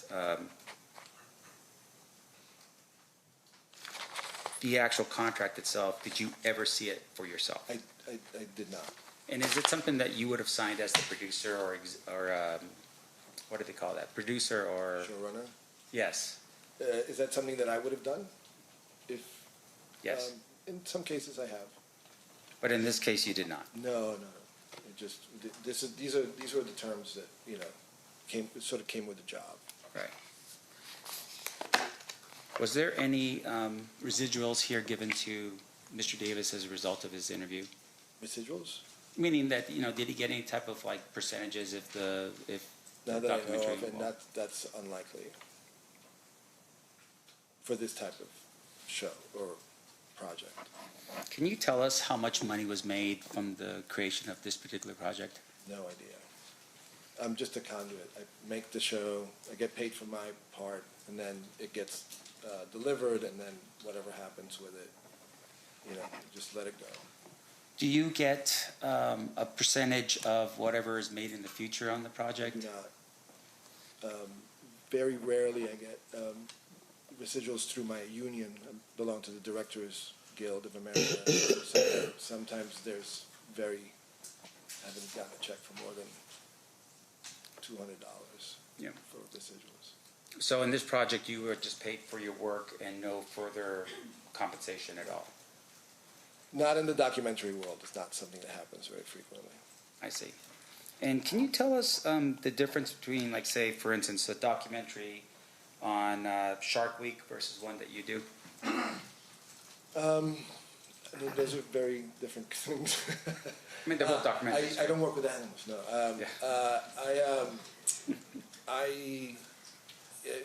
These are the requirements for that sort of thing, underwater filming.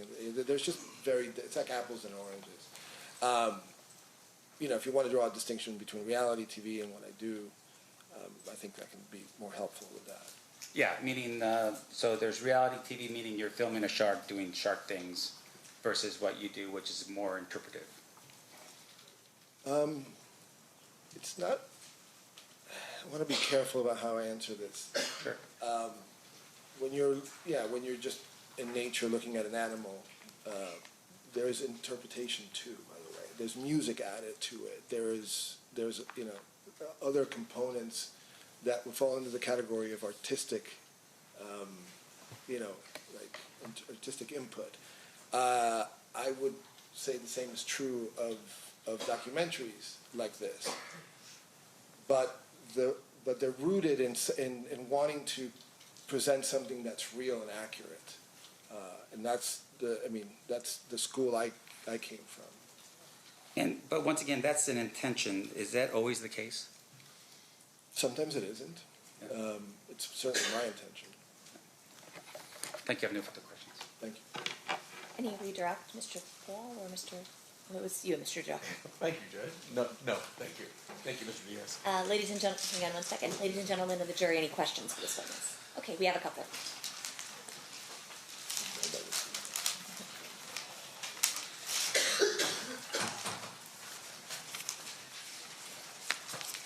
Parties approach.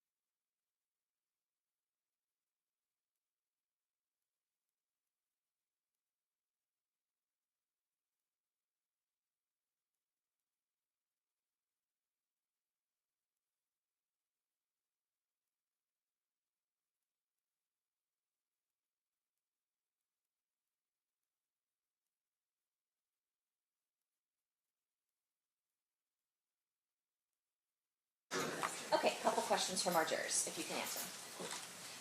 Did you hand him the 10 to 20K check before the interviews for the series?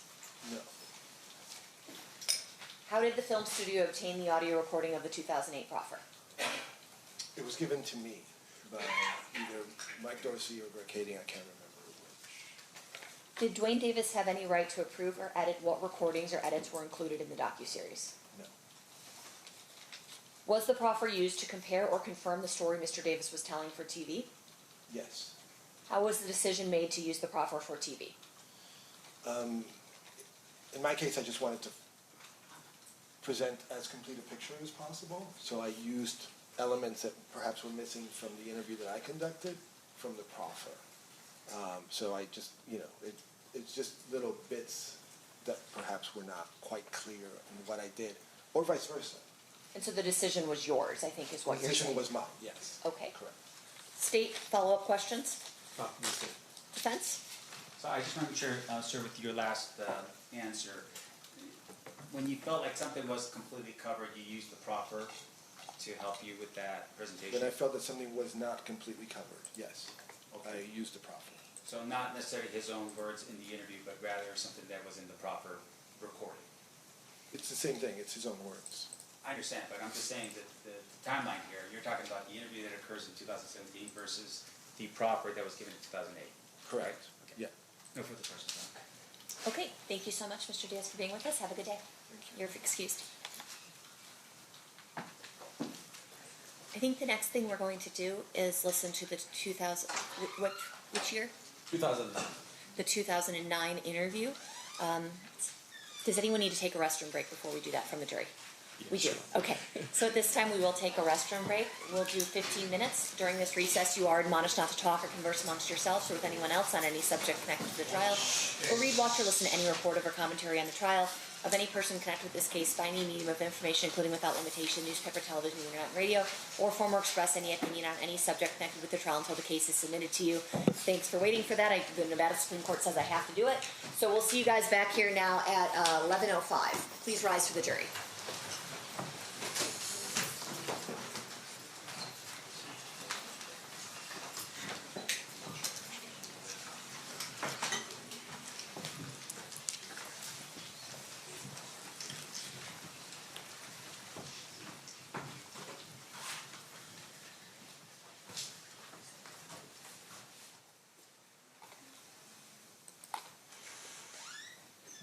For the record, the jury is exited the room. Anything we need to address outside the presence? No. Okay, we'll be in recess.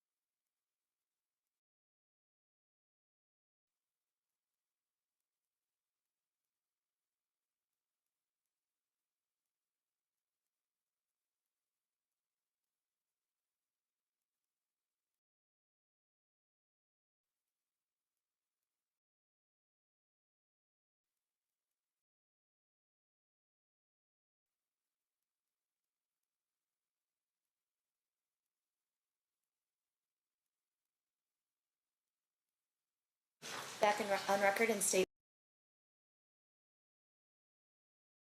outside the presence of the condition.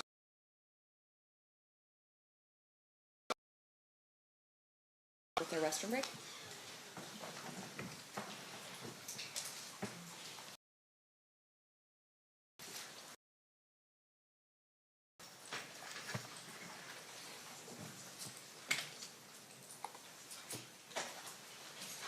Stand for the jury.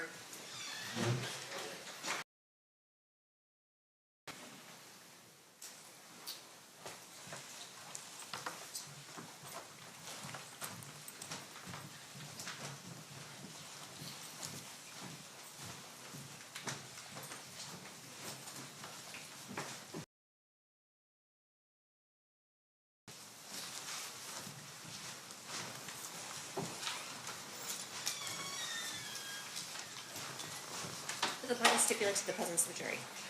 Yes, Your Honor. Yes, Your Honor. You may be seated.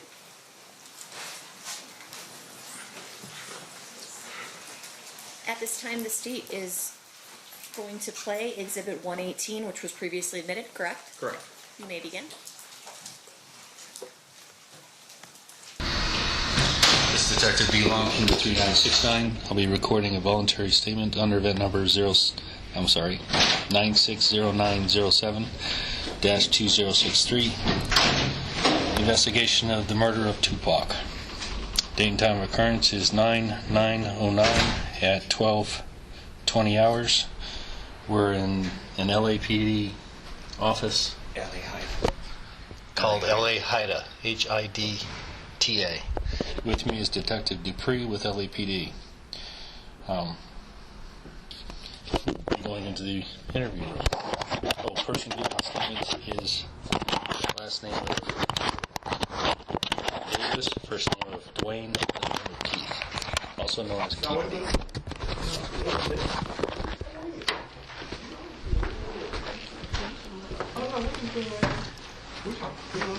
Oh, how you doing? Good, how are you? This is Detective Long, Las Vegas Metro PD. This is Duane Davis. And this is... Meet you. Just one? Yeah, just me. Oh, shoot. Just got one. We all right.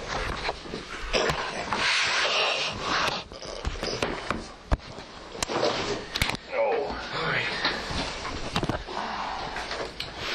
Okay. So you one of the investigating officers?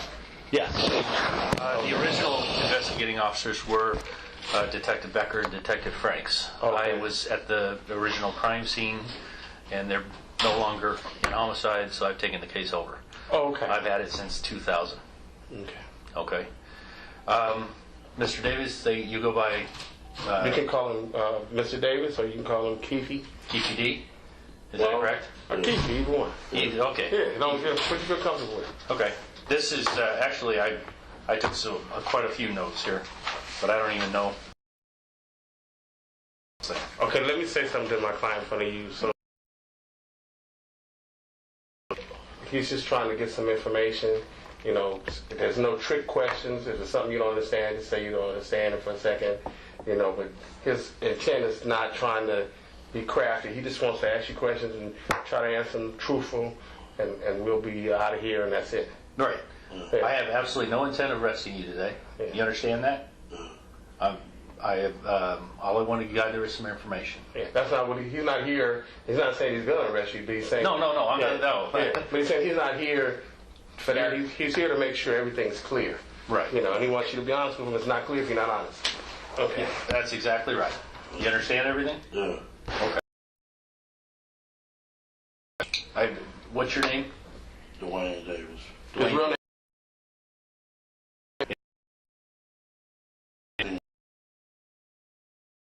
Right.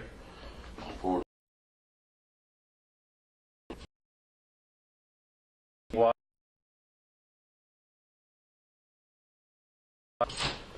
Middle name. And where do you currently live?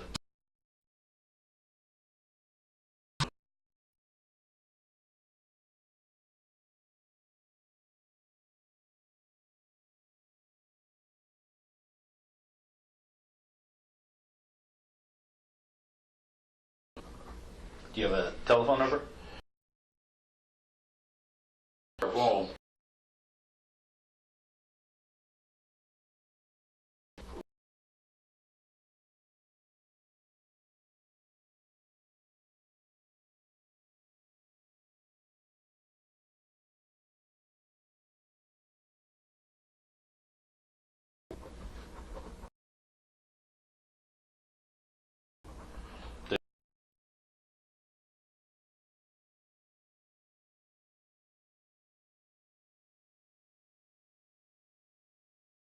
Talking about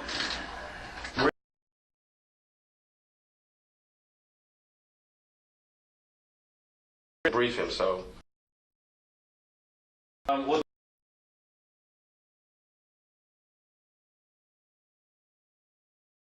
murder.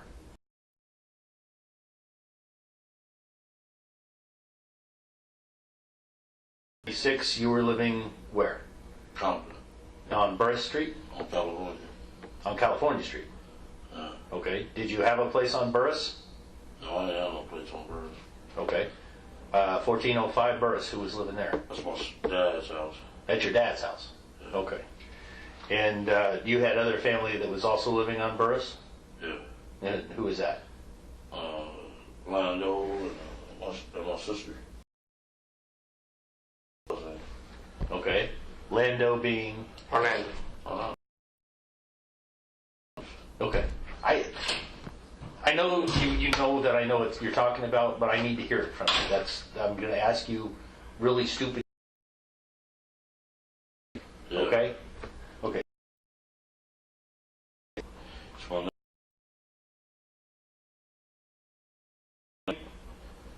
baby Duane. Did he go Lando? Lando, yeah. Yeah. Well, that's what I'm referring to, because we've heard both. The person we're talking about. Yeah. Okay. Did you have any other family over there? No. Do you have a brother? Brother.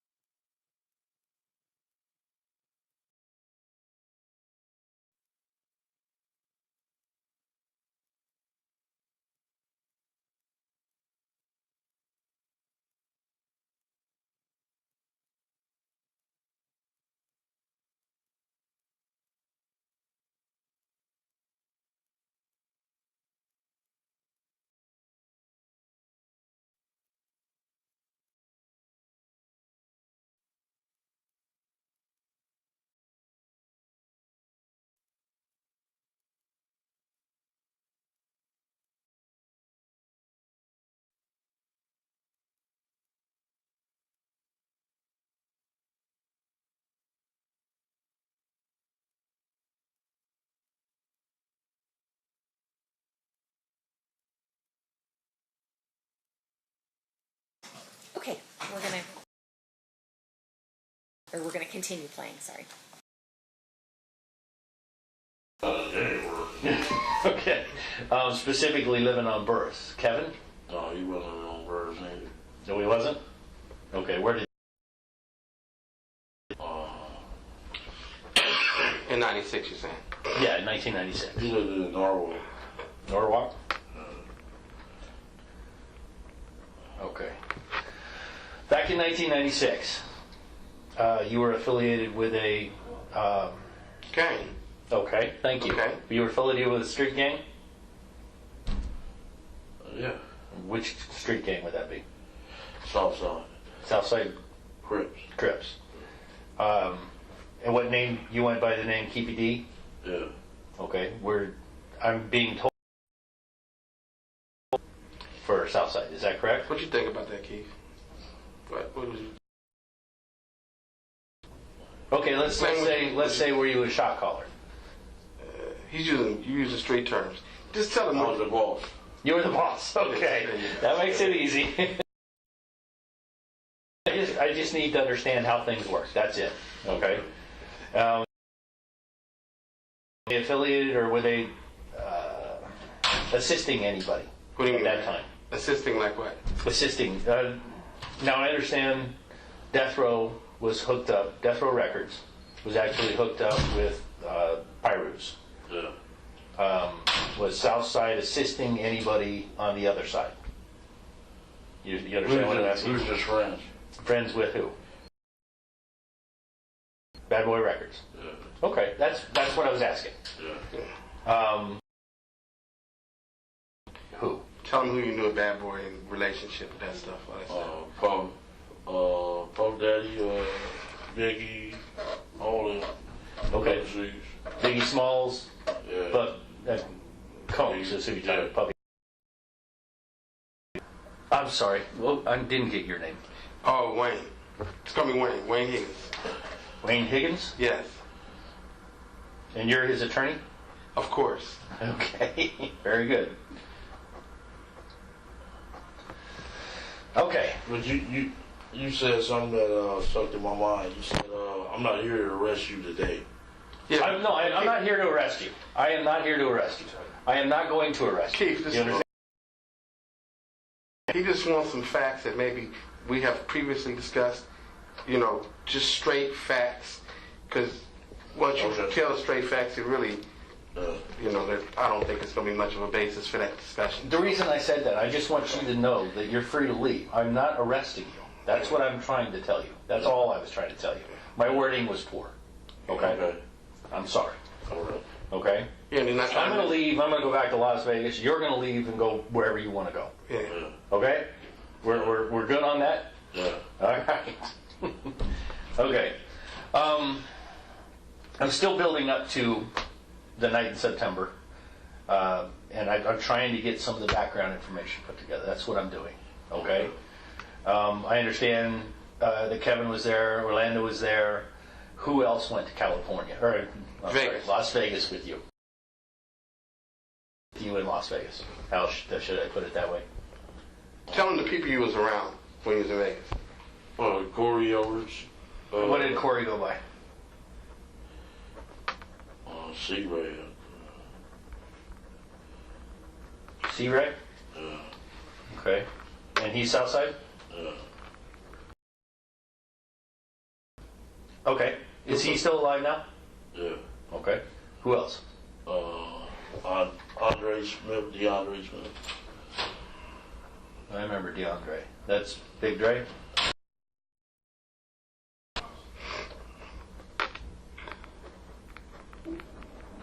Okay. Who else? Wendell Prince. What did Wendell Prince? Yeah.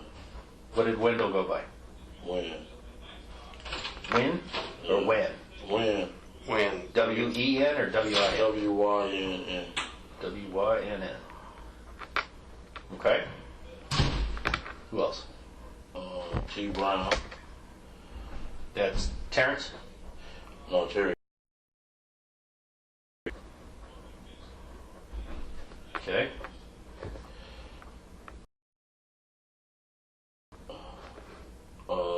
Tracy.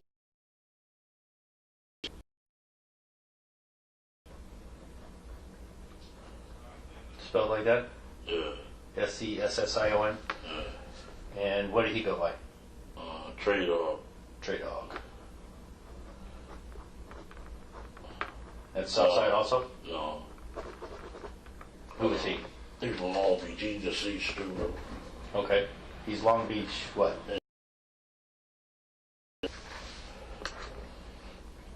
Okay. Anybody else go down there with you?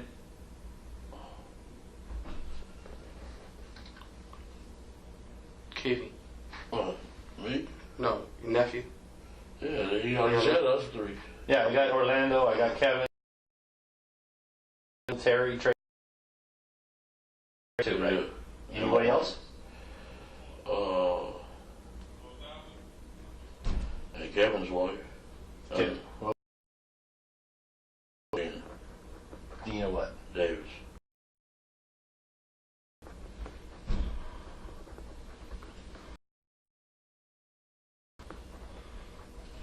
All right.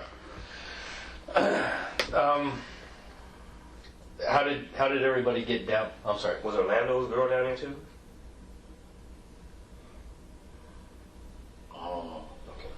Do you remember who Orlando's girl was? Yeah. Who is that? Rashina. Yeah. Rashina? Yeah, Rashina Smith. Yeah. You have any idea how to spell that? Rashina. Yeah. Rashina Smith. I don't know if she was down here. I'm not I don't sure. think so. I'm not sure. Okay, that's fine. How did you get to Las Vegas? I drove a rent car. Was this like a week beforehand, the day of, the day before? You remember? We came down there like a couple of days before. A couple of days before? And you were going to rent a car? Yeah. You remember where you rented it? Avis and Long Beach. Did you know anybody at the Avis? Or you just walk in and rent it? Okay. What was Cutlass or Buick Regal.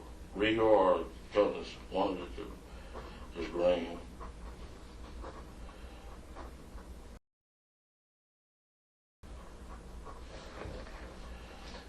And who all rode down with you? Me and my wife. Just you and your wife? Yeah. Where did you stay? What, Monte Carlo? Okay. Do you remember how Orlando got down? No, they came down a couple of days after the day of the fight. The day of the fight or the day before the fight? The day of the fight or the day before. I know we were down there a couple of days before now. Him and Big Dre came. How? Kevin and Duane.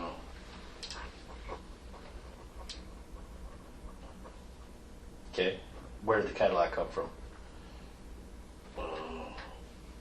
It came from LA. I mean, come. Was it somebody's car? Was it a rental car? Do you remember from where? No. Wait. Four-door? Big one? You remember what kind of cab? It was a big one. 4 doors, right? Do you know where? What do you mean when? Like where? Afterwards, did he get returned to the rent-a-car place? Yeah. You did? Okay.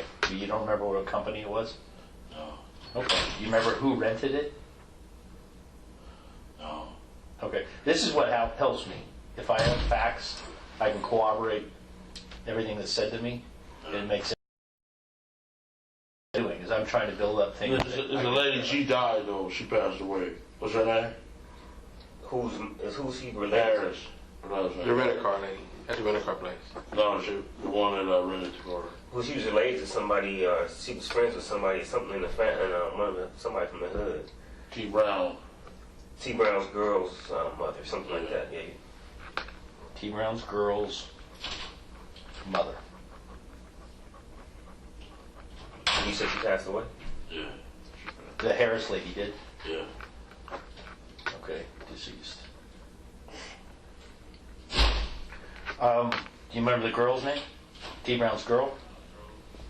No, don't remember. It's been a while. I don't remember her name.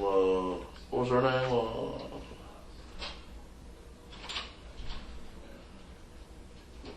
Was her last name Harris? I think so. Yeah. Okay. You remember the first name at all? No. Jeez. I'm trying to remember. You said Tisa or Teresa?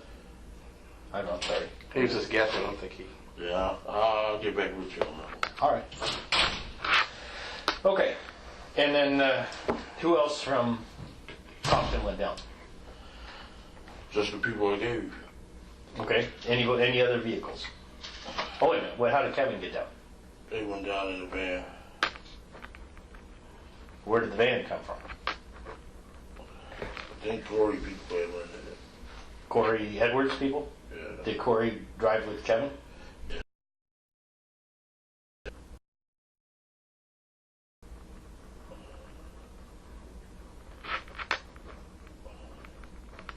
What color was the van? I think it was bluish or green. Bluish green. Do you remember what kind of van? It was Astro or something like And you think Corey Edwards' people rented it? that. Yeah, I think so. Do you any idea who? I don't know. Okay. And so Kevin Davis, Corey Edwards, When Tracy. Wendell Prince, and Tracy.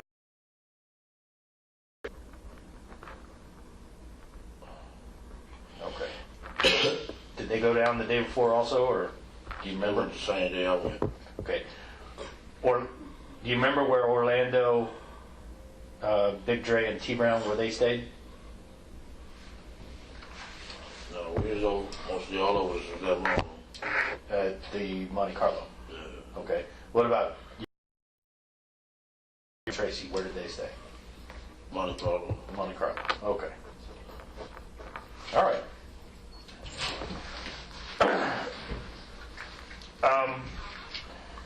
Tell me a little bit about what the problem was between Bad Boy and Death Row. Can you give me any history on the problems they had?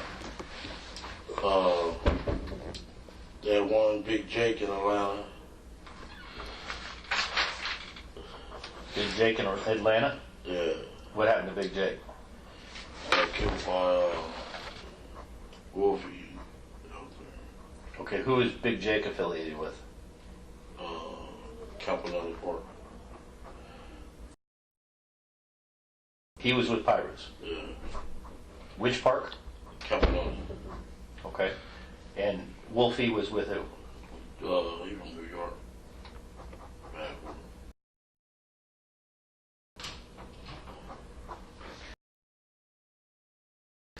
That murder occurred when? It was a murder, right? Yeah. 1995? So this had been approximately a year before anything happened. Yeah. Is this what started all the problems? No, at the Source Award. The Source Awards? Yeah. Suge got up on stage, said, disrespected the dude, Puffy.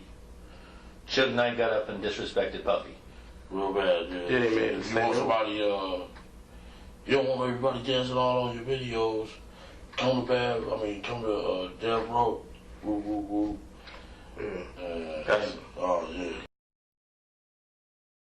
If you don't want your executive producer to be involved in the videos, you want your owner to, to carry it with a class act. Come nuts, don't come to Bad Boys because You they. refer to Puffy because Puffy's always in all the videos. Oh, Yeah, he was making a mark about Puffy.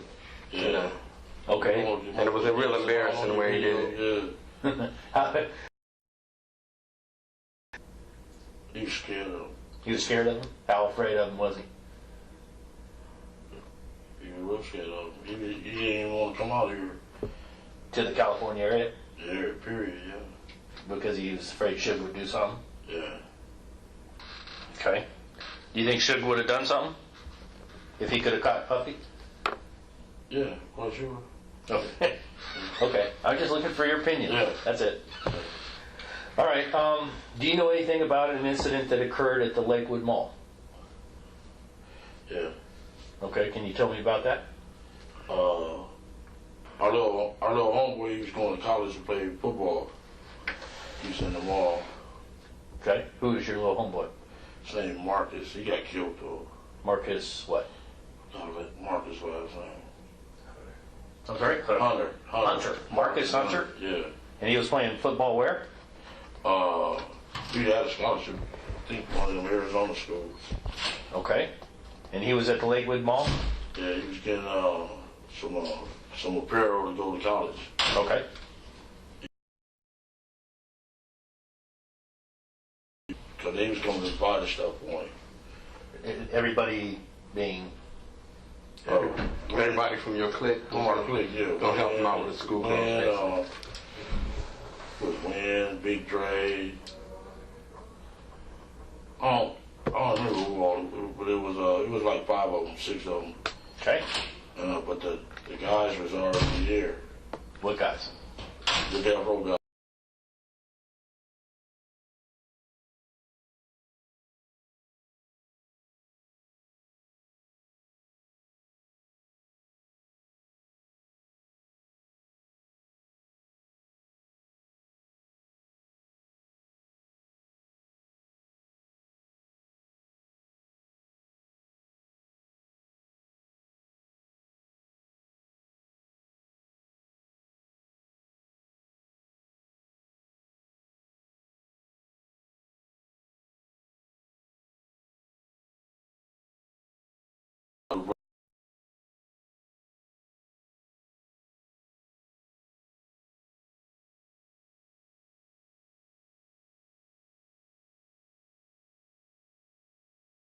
Corey is his brother.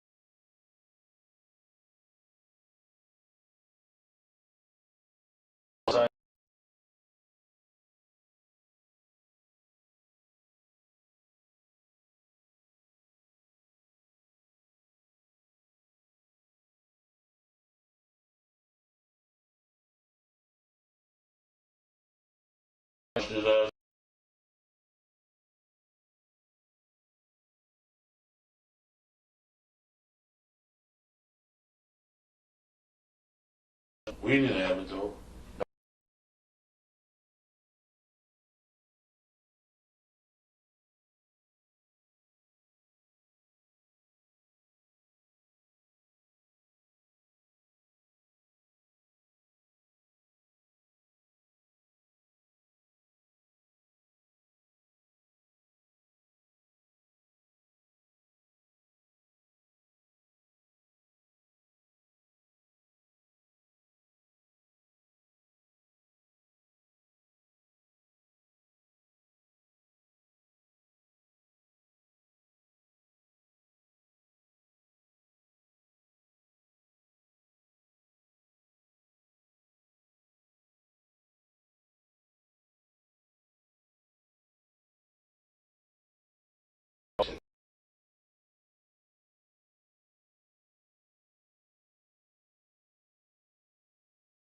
Like, they brought a fucking 100 tickets. They said y'all.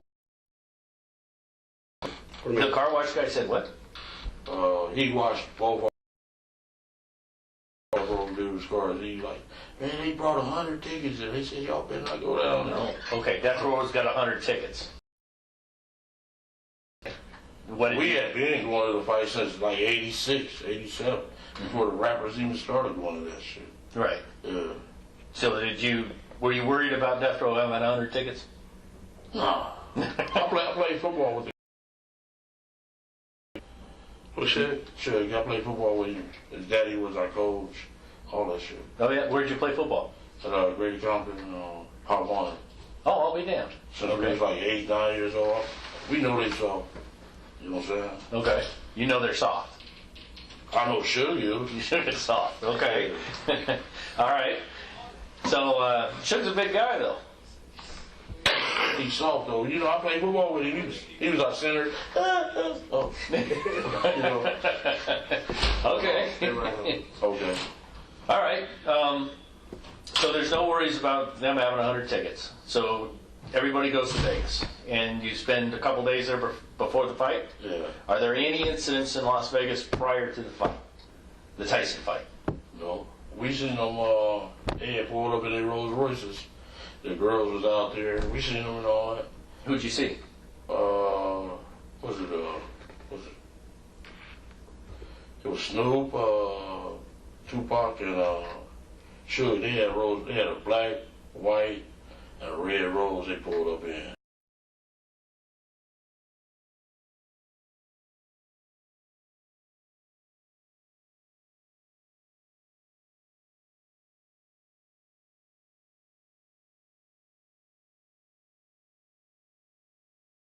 And all the girls ran from they.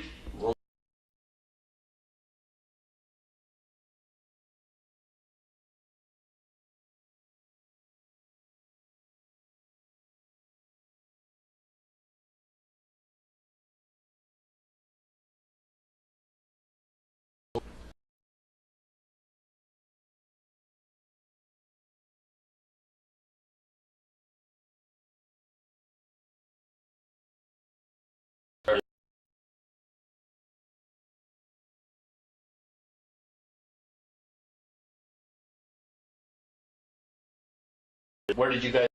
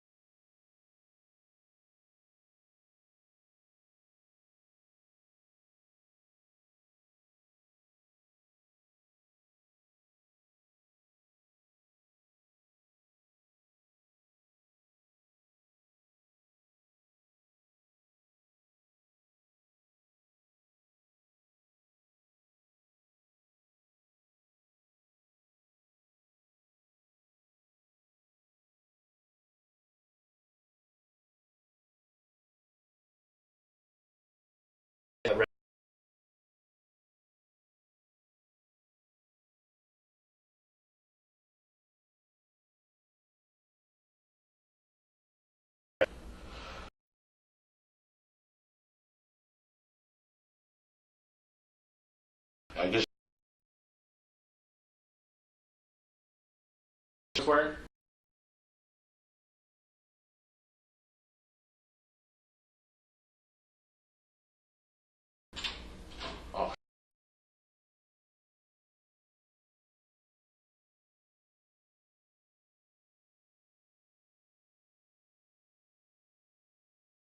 The problem.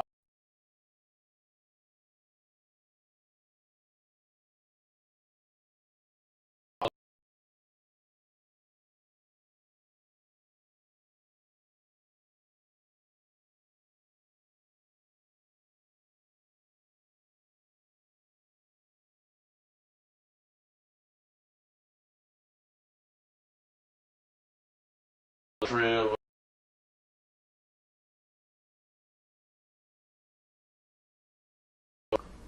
Anthony.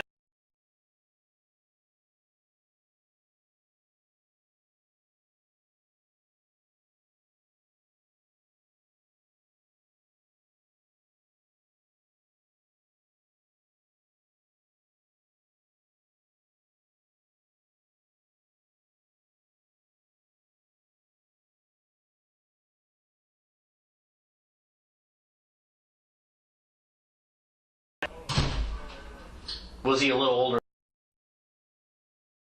Guy?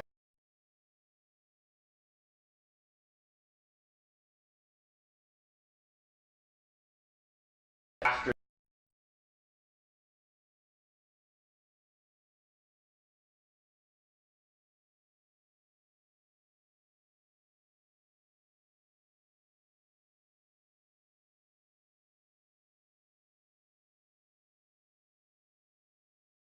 Yeah.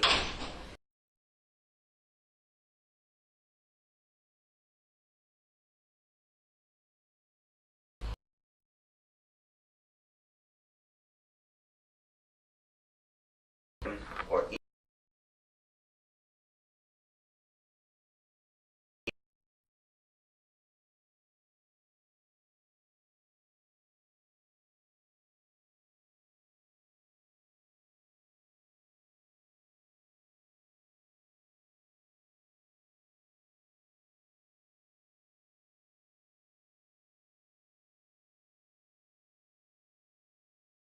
Richie Rich. Richie Rich. Oh, okay. He's from New York. Wedo was there. Wedo. Yeah. Like Hispanic Wedo. White boy, but he is black, but he real light skinned. They just call him Wedo. Okay. Do you know Wedo's real name? No, it's real. Okay. Richie Rich. Do we have any idea what his real name is? he's from East Coast, something like that. Richie Rich. Yeah. I think he got 30 years. That's what they said on the bed. Richie Rich did? Yeah. 30 years for. All right, youngsters.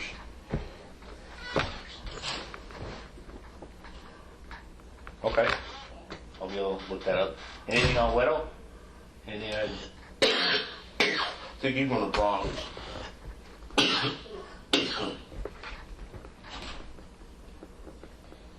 I'm not sure how to spell Wedo. W-E-T-O, Wedo. No, that's the.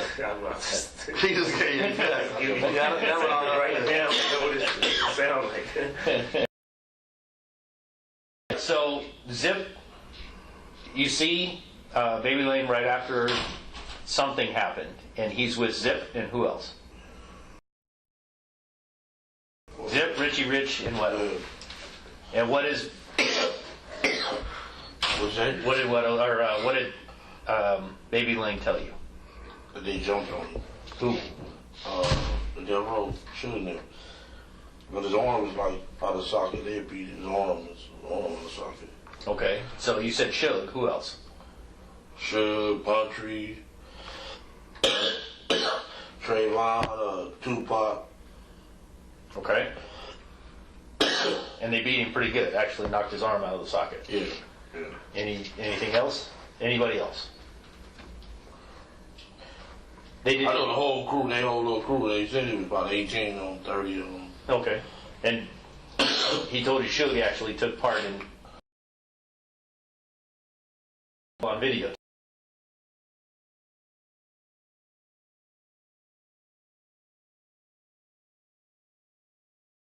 He meets with you.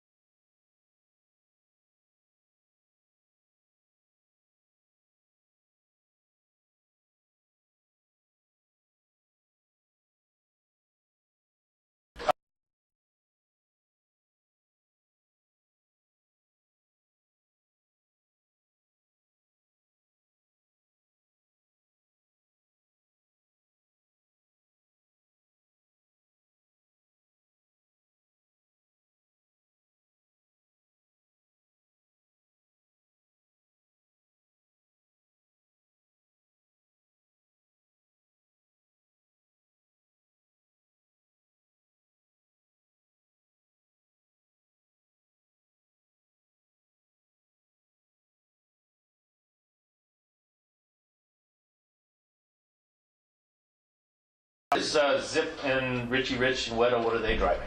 Or did they go to the He had black Vans. black Mercedes? Yeah.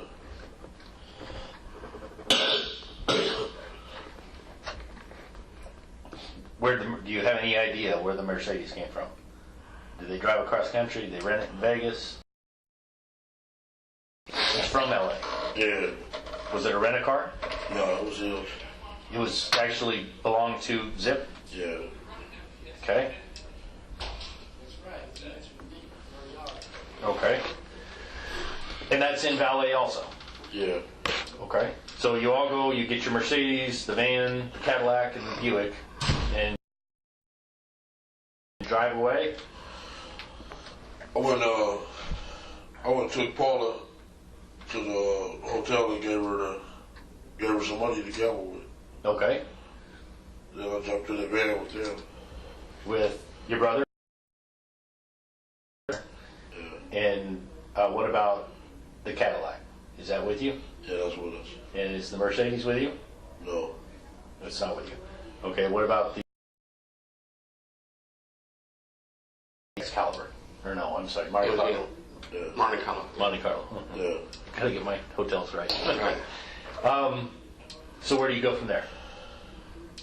We went to Is there any discussion at that point at the Monte Carlo?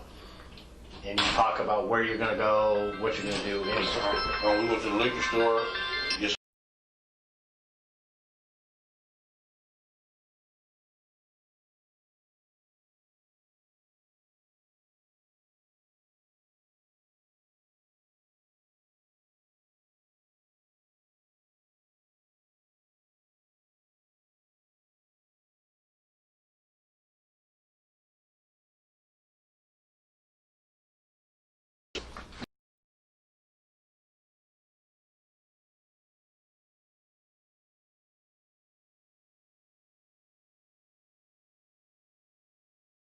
the liquor store right there on the corner.